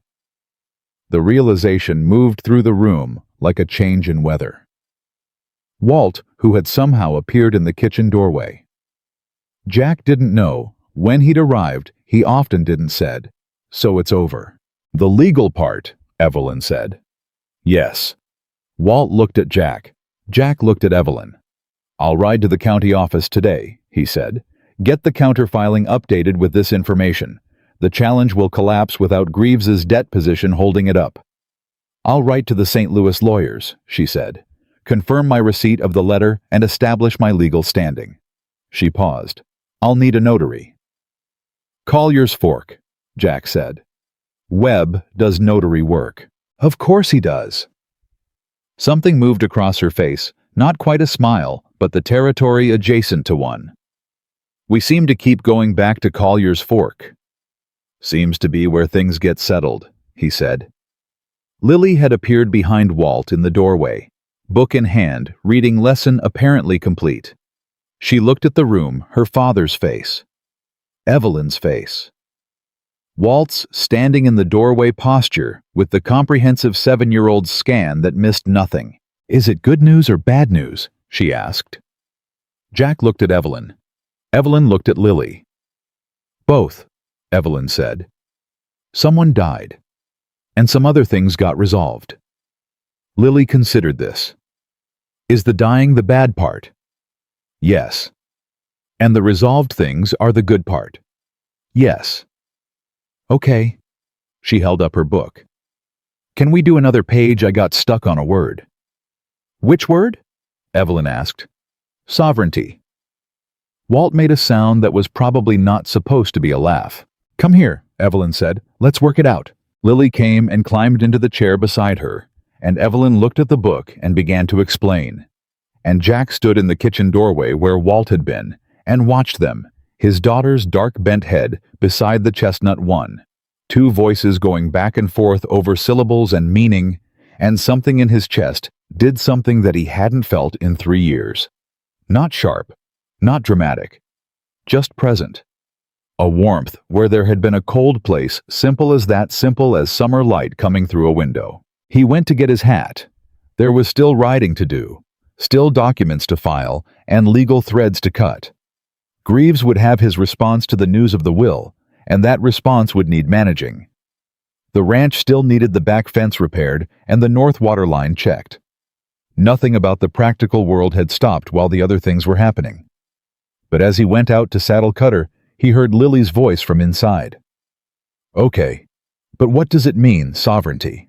And Evelyn's voice, it means belonging to yourself, having the final say over your own life. And Lily, after a pause, do I have sovereignty? You do, Evelyn said. You absolutely do. Jack put his boot in the stirrup. He was almost smiling. Not almost, he was smiling alone in the yard in the Wyoming summer morning, and he didn't manage it down in time. He was 3 miles down the road toward Collier's Fork when he heard hooves behind him and turned to find Walt catching up, hat slightly crooked from the fast departure. You don't need to come, Jack said. I know I don't. Walt pulled up alongside. I'm coming anyway. He paused. You know Greaves is going to show up at the ranch when he gets word about the will. I know. She going to be all right there alone with Lily. Jack thought about a woman who had crawled 200 yards on a broken leg, who had talked Hector Milne out of a lie with gentleness rather than accusation, who had explained sovereignty to a 7-year-old as naturally as breathing. Yes, he said. She's going to be more than all right. Walt nodded. Rode beside him in the good comfortable silence of a long friendship. Then said, You know what you've got there, don't you? Jack didn't look at him, kept his eyes on the road. Yeah, he said. I know. You going to do anything about it beyond the legal arrangement? One thing at a time, Walt. You've been saying that for 2 weeks. Still applies. Walt was quiet for another minute. Then, she called Lily's reading question a good observation at supper last week. Lily's been walking 3 inches taller ever since. Jack kept his eyes on the road. The smile tried to come back. He let it this time. I know, he said. I noticed. Greaves arrived at the ranch at 2:30. Evelyn heard him ride in from inside the house where she was at the table writing the letter to the St. Louis lawyers. She heard Lily, who had been on the porch, go very quiet in the particular way she went quiet when she felt something she didn't have words for yet. Evelyn set down her pen and stood up. She didn't reach for the crutch. She'd been managing shorter distances without it for 2 days now carefully, and the kitchen to the front door was short. She opened the door before he knocked. Greaves was standing at the foot of the porch steps, and he looked for the first time in her experience of him like a man who had received news he hadn't prepared for. The smooth presentation was still there, the good coat, the practiced face. But underneath it, something had shifted. He'd found out about the will. She could see it in him the way you see an injury in someone who's trying not to favor it. Evelyn, he said, using her first name. He'd always used her first name as if familiarity were a form of ownership. Mr. Greaves, she said. Behind her in the kitchen doorway, Lily had appeared. Evelyn didn't look back. She knew Lily was there. I heard about your uncle. He made the expression of sympathy. It was good. It was a very good approximation of genuine feeling. I'm sorry for your loss. Thank you, she said. I also heard about the will. I imagine you did. He looked up at her. She was on the porch. He was at the foot of the steps, and the elevation was small, but it was present, and she did not step down to correct it. "There are irregularities in the document," he said. "Your uncle's state of mind in his final weeks, there are people who would testify that his judgment was compromised." "People you've spoken to," she said. "Recently." "I'm looking out for what's right." "You're looking out for Cyrus Greaves." She said it without heat, just fact. "You have been for 20 years, and I've been watching you do it for 15 of them. My uncle's debt to you will be settled in full from the estate. The lawyers in St. Louis have already been informed. You'll receive what you're owed." She held his gaze. "Not what you wanted, what you're owed." His jaw moved. The smooth face fractured slightly, just slightly at the corners. "You've made an advantageous marriage very quickly." "I have." "People will wonder at the speed." "Let them wonder." She didn't move. "The marriage is legal, witnessed and recorded.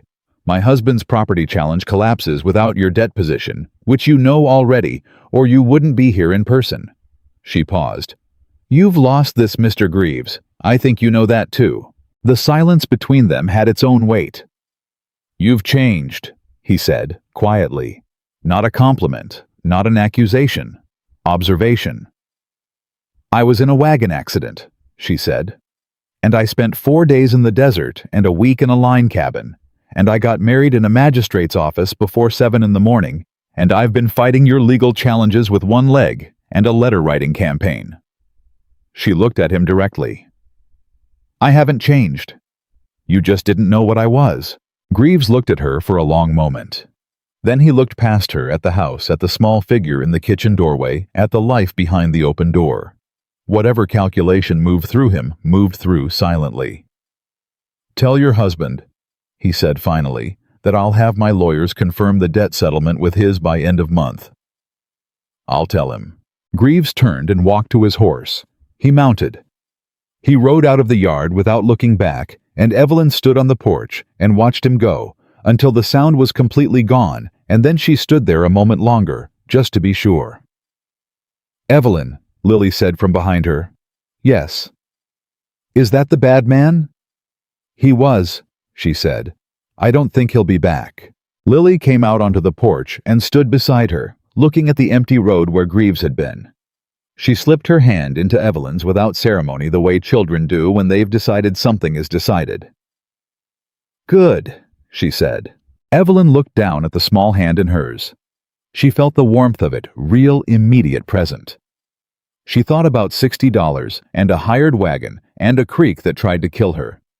She thought about a man who'd ridden into the Badlands because she was out there, and he wasn't willing to leave her there.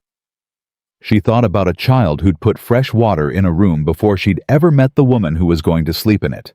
She held Lily's hand and looked at the Wyoming summer afternoon, and for the first time since the wagon went over the thing in her chest that had been braced for the next blow, was still, just still. Greaves's lawyers confirmed the debt settlement in writing on a Thursday 3 weeks after he'd ridden out of the yard. Jack read the letter at the kitchen table with his morning coffee and passed it to Evelyn without comment. She read it, set it down, and picked up her coffee. That was all. Some things didn't need ceremony. The property challenge had collapsed 4 days earlier, exactly as she'd predicted. The moment Greaves's debt position dissolved the legal structure he'd built. Around it fell apart like a fence with its post pulled. The territorial court clerk had sent a terse notification. Jack had filed it in the chest with the other documents and gone back to work on the north fence line. Life had a way of reasserting itself. The ranch didn't pause for legal drama. The summer kept being summer relentless and golden, and demanding the way Wyoming summers were, and the work kept being work. But something in the texture of the days had changed. Something that was hard to name directly, but impossible to miss once you'd noticed it. The house was different, not in any dramatic way. Not in the way of things that announce themselves. But Lily sang in the mornings now quietly to herself, songs she was making up as she went along that had inconsistent rhymes and very confident melodies. She'd started leaving small things on Evelyn's windowsill, a smooth stone, a feather, a wildflower she'd picked on her way back from the alderman's. She never mentioned doing it. They just appeared, and Evelyn never mentioned finding them.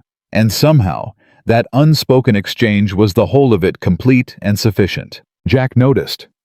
He noticed everything was the thing about Jack Holloway. He just rarely said so. But Evelyn had gotten better at reading what he didn't say. In 3 weeks of close proximity, in a house that was not large, she'd learned the grammar of him. The way he handed her things before she asked for them. The way he adjusted the chairs without comment so the angles were easier for the leg. The way he'd started making the coffee a shade stronger because she'd mentioned once in passing that she liked it that way. The leg was almost right. Not perfect, she'd carry the effects of that break for a long time. Maybe always a subtle shift in how she moved that the doctor who'd come out from Harker's Mill had said was normal, given the severity. But she was walking without the crutch most of the time now. Moving through the house and the yard with a gait that was hers, adjusted but genuinely hers. She'd started teaching Lily in earnest.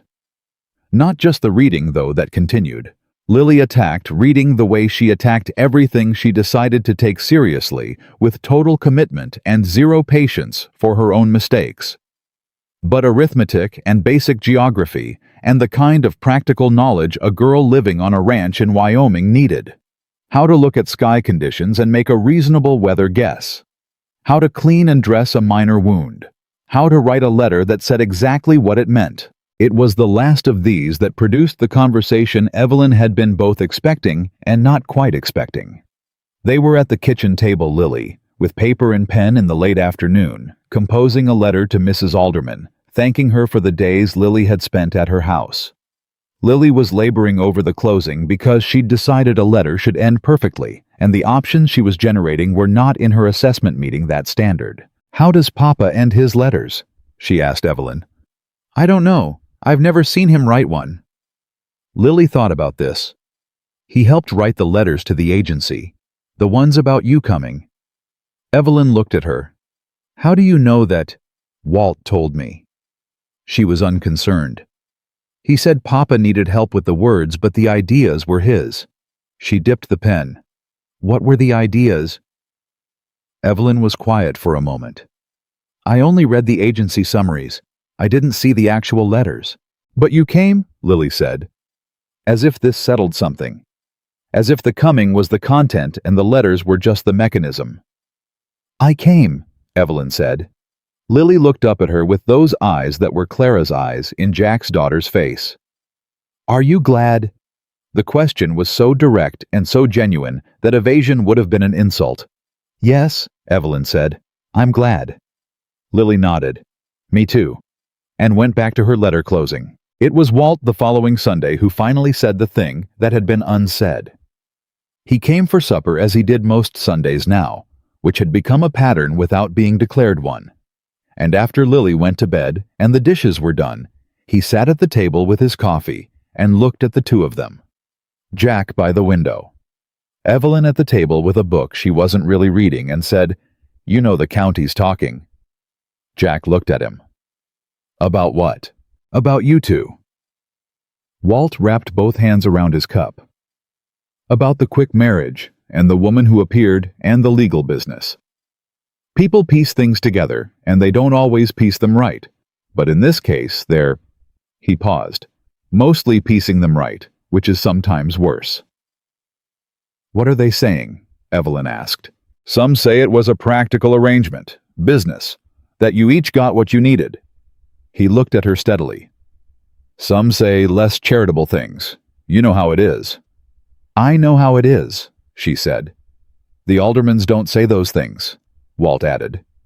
"Mrs. Alderman says you're the best thing that's happened to this family since—" He stopped, glanced at Jack. "You can say it," Jack said. "Even." Since before Clara, Walt finished. "She says Lily is a different child than she was 6 months ago." The room was quiet. "The county talking doesn't change anything in this house," Jack said. "No," Walt agreed. "But it changes things outside it, and you both have to live outside this house sometimes." He set down his cup. "I'm not saying it to cause trouble. I'm saying it because somebody should say it, and I'm the closest thing to family either of you have got within 300 miles.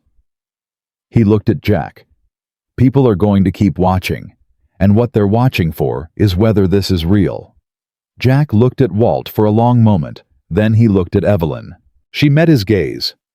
In the lamplight in the kitchen with the Wyoming night pressing quiet against the walls, she looked at Jack Holloway, and he looked back, and the grammar of him that she'd been learning said something she hadn't quite let herself read directly until now. "It's real," Jack said, still looking at her, not at Walt. It became real.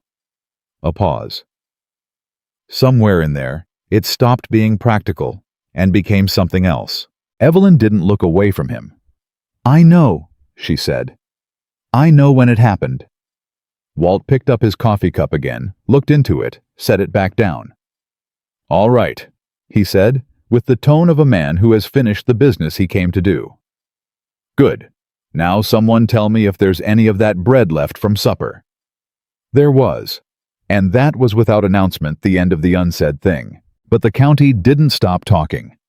And 4 days later, what the county was talking about changed shape.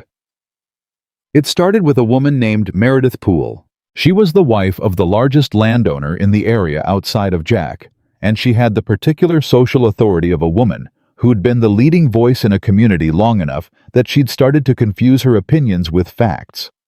She came to the ranch on a Wednesday morning unannounced, which was its own statement, in a good dress and a hat that had no business being that elaborate in this climate. And she arrived with a woman named Frances Tilton, who didn't say much, but nodded at everything Meredith said, which was apparently her primary function in the relationship. Evelyn opened the door. Meredith Poole looked at her with the careful, comprehensive assessment of a woman who had decided what she thought before she arrived and was now collecting evidence. "Mrs. Holloway," she said, with the tiniest pause before the name. Not enough to name, just enough to place. "Mrs. Poole," Evelyn said. "Won't you come in?" They came in. Evelyn made coffee she didn't offer to make, and they sat, and Meredith talked about county matters with the practiced ease of a woman who moved information around a community the way a card dealer moves cards, controlled distribution, strategic timing. She mentioned the aldermans. She mentioned the magistrate's office in Collier's Fork. She mentioned with elaborate casualness that she'd heard a man from back east had been making legal trouble and was now apparently resolved. "Word does travel," Evelyn said. "This county is small," Meredith agreed. She set down her cup. "I want to ask you something directly, Mrs. Holloway, because I believe in being direct." Evelyn looked at her and thought, "No, you don't. But go ahead." "There are women in this community who've been here a long time, who knew Clara, who care about Jack and Lily, and they want to know—" She paused with the timing of a woman who'd learned that pauses did work. "What your intentions are for this family." The room held its breath. Evelyn set down her own cup. She looked at Meredith Poole and Frances Tilton and thought about all the ways she could answer this, the precise way, the diplomatic way, the way that would give the least away and cost the least socially. Then she thought, "I crawled 200 yards on a broken leg."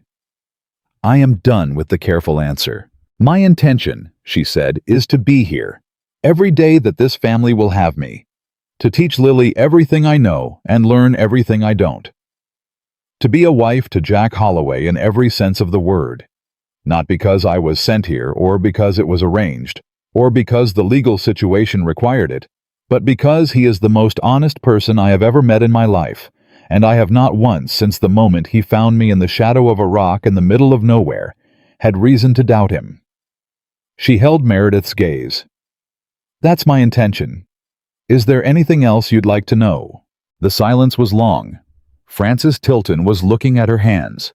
Meredith Poole looked at Evelyn with an expression that had started as social authority and was somewhere in the middle of becoming something else, something more genuine.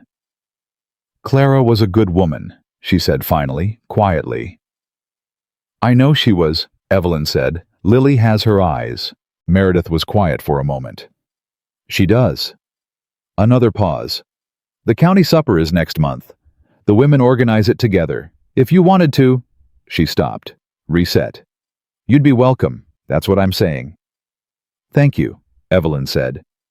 "I'd like that," Meredith left 20 minutes later, and Frances Tilton nodded at Evelyn on the way out, and this nod had a different quality than her usual nods.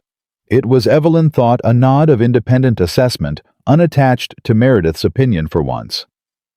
When they were gone, Lily emerged from the back of the house where she had been very quiet for the last 40 minutes. "Were you listening?"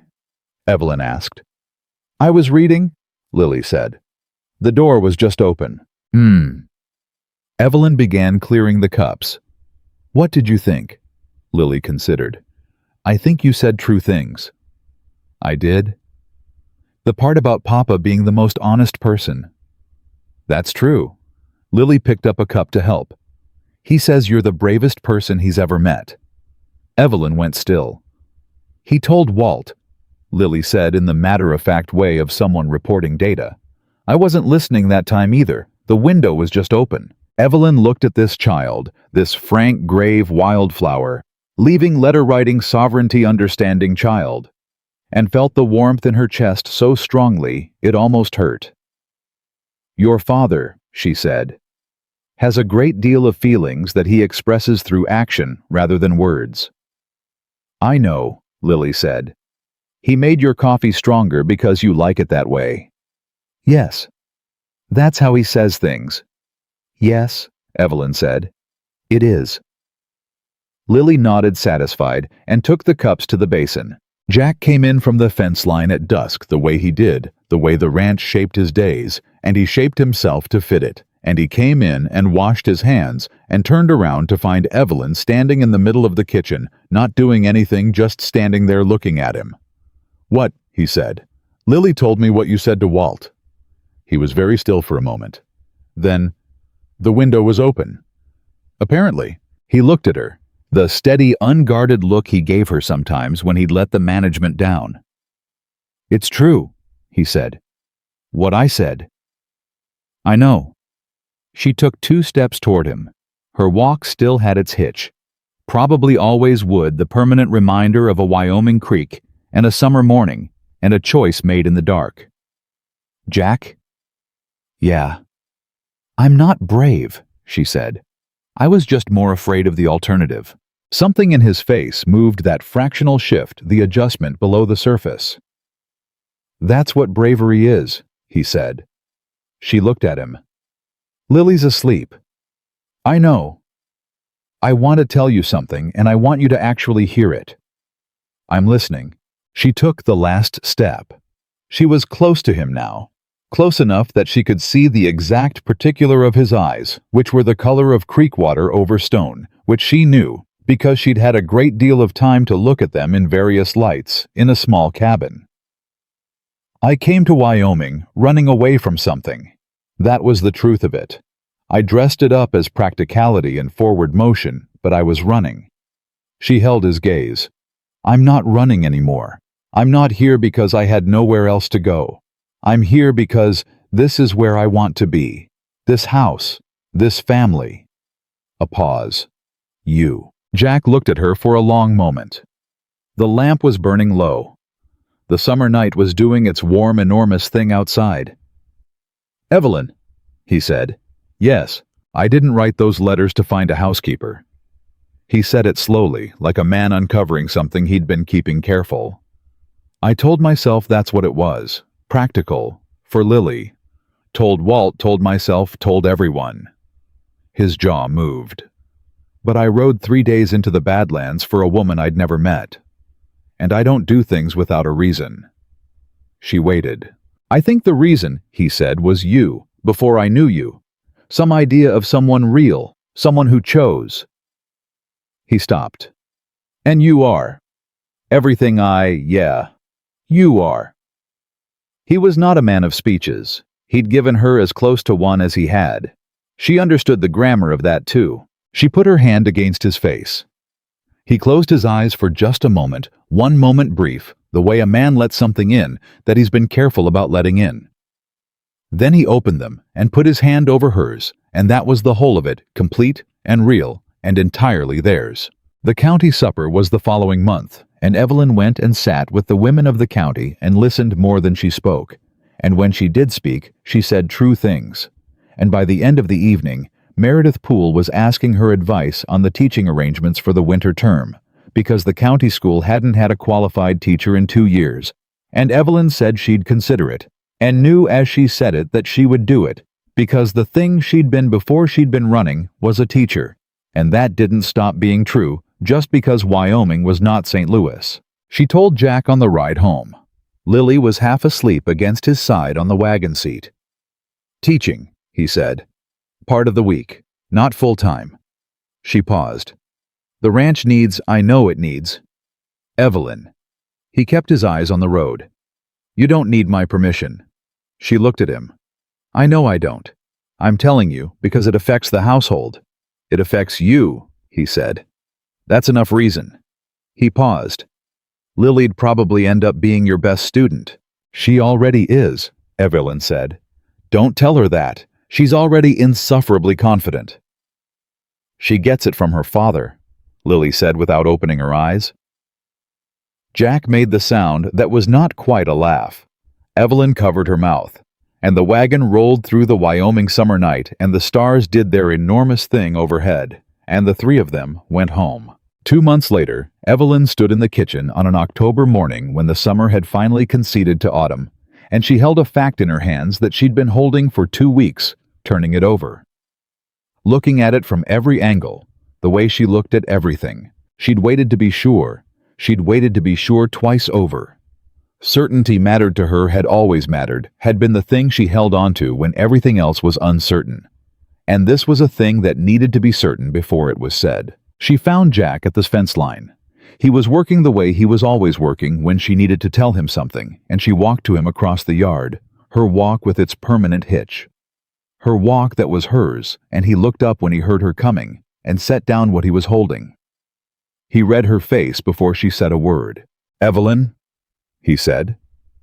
His voice had something in it she hadn't heard before. Something that came from before the management, before the steadiness, from some place that didn't have a frontier for a surface. "We're going to have a baby," she said. The fence post stood between them, and he stepped around it. He put both hands on her face, both hands for the first time, with that same careful completeness he brought to everything. And he looked at her with those creekstone eyes, and in them was every mile of Badlands Road, and every careful cup of coffee, and every folded letter, and every unsaid thing that had been building toward this moment since a wagon went over in a creek crossing, and a woman held on. "Okay," he said, barely above a breath. "Okay." She put her hands over his. "One thing at a time," she said. He almost laughed. He actually laughed full, real surprised out of him, and she heard it for the first time and filed it away as one of the best things she'd ever heard. The winter came. Lily was 8 in March, and for her birthday, Evelyn organized a supper that included the Aldermans and Walt, and 2 families from the county school, and Lily received books and a proper writing set, and a carved wooden horse from Jack that he'd made himself over 3 weeks of stolen evenings. And when she saw it, she held it in both hands and looked at it with such total feeling that the room went quiet for a moment around her. "Papa made it," she said. Not a question. "He did," Evelyn said. Lily looked at it for another long moment. Then she looked at her father. "It looks like Captain," she said. "Mrs. Milne's horse, the one that died." "I know," Jack said. "You made it so I could keep him." "Yeah, bug. That's why." Lily got up from the table and went to her father and put her arms around him, and he held on, and when she let go, she looked at Evelyn with those Clara eyes and said, "Did you help?" "I kept him company while he worked," Evelyn said. "I mostly talked. He mostly carved." Lily nodded. "That sounds right." She went back to her seat and set the horse carefully at the edge of the table where she could see it for the rest of supper. Spring came, and the baby came with it on a May morning when the Wyoming world was deciding once again to be itself, green and relentless and completely indifferent to human plans, which had always been its most honest quality. It was a boy, small and solid, and insistently real the way new things are. Jack held him for a long time before he said anything. Evelyn watched him from the bed, tired in a way that went all the way down to her foundation, but watching, and waited. Lily was in the doorway, solemn, holding the doorframe with both hands, like she needed the anchor. "Can I see?" she said finally. Jack turned and brought the boy to her and crouched down so she could see him clearly. Lily looked at him with the comprehensive 7-year-old's assessment that missed nothing. Now 8, now the age that comes after losing things and gains the knowledge of it. She looked at him for a long time. "He's very small," she said. "He is." Jack agreed. "Was I that small?" "Smaller, maybe." Lily reached out one careful finger and touched the baby's hand. The hand closed around her finger, that reflexive, complete grip of something brand new to the world, and Lily went very still. "He knows me," she said. "He does," Evelyn said from the bed. "He knows your voice. He's been hearing it for months." Lily looked at her, then at the baby, then at Jack. Something was working in her face, something large and complex and genuine. Too large for her face to manage all at once, and she wasn't trying to manage it. "What's his name?" she asked. Jack looked at Evelyn. Evelyn looked at Jack. "We thought," Evelyn said, "that you should help decide." Lily looked at the baby for a long, serious time. The responsibility of it was visible in her, the weight of it taken up properly. "Emmett," she said finally, "like Grandpa Holloway." Jack's throat moved. "Yeah," he said, quiet. "That's good." "Emmett Holloway," Lily said, testing it. "That's a real name." "It is," Evelyn said. Lily looked at her brother, the word brand new and enormous, and then she looked at Evelyn and she said, without preamble or ceremony, with the complete directness of a child who has decided something and sees no reason to dress it up, "Mom." Just that. The room held it. Evelyn looked at this girl, this child of a February night, and a grief that had sat in a house for 3 years, and a man who'd ridden into the Badlands because someone was out there, and he wasn't willing to leave them there. And the warmth in her chest was so complete, it didn't have edges anymore. "Yes," she said. "I'm here." Jack reached over and took her hand. He held it the way he held things, without performance, without loosening, with the complete steadiness of a man who had learned the cost of letting go and had chosen with full knowledge not to. Outside, the Wyoming spring was doing everything it knew how to do. The land was warming. The grass was coming back. The summer was somewhere out ahead of all of them, patient and certain, the way good things are when they've decided to arrive. Lily sat on the edge of the bed with her brother's hand still closed around her finger, and Jack held Evelyn's hand, and the room was full of something that had no name in any legal document, no record in any magistrate's office, no equivalent in any letter written with the help of a neighbor's lamp, and a pamphlet about correspondence matrimony. The wagon crash had not destroyed Jack Holloway's life. It had rebuilt it board by board, mile by mile, cup by cup of coffee, made a shade stronger into something truer than anything he'd known how to plan for, and more permanent than anything he'd known how to ask for. And Evelyn Harper, who had left St. Louis with $60 and no plan except away, had found the only thing that had ever been worth running toward, a life that was entirely, completely, irrevocably her own.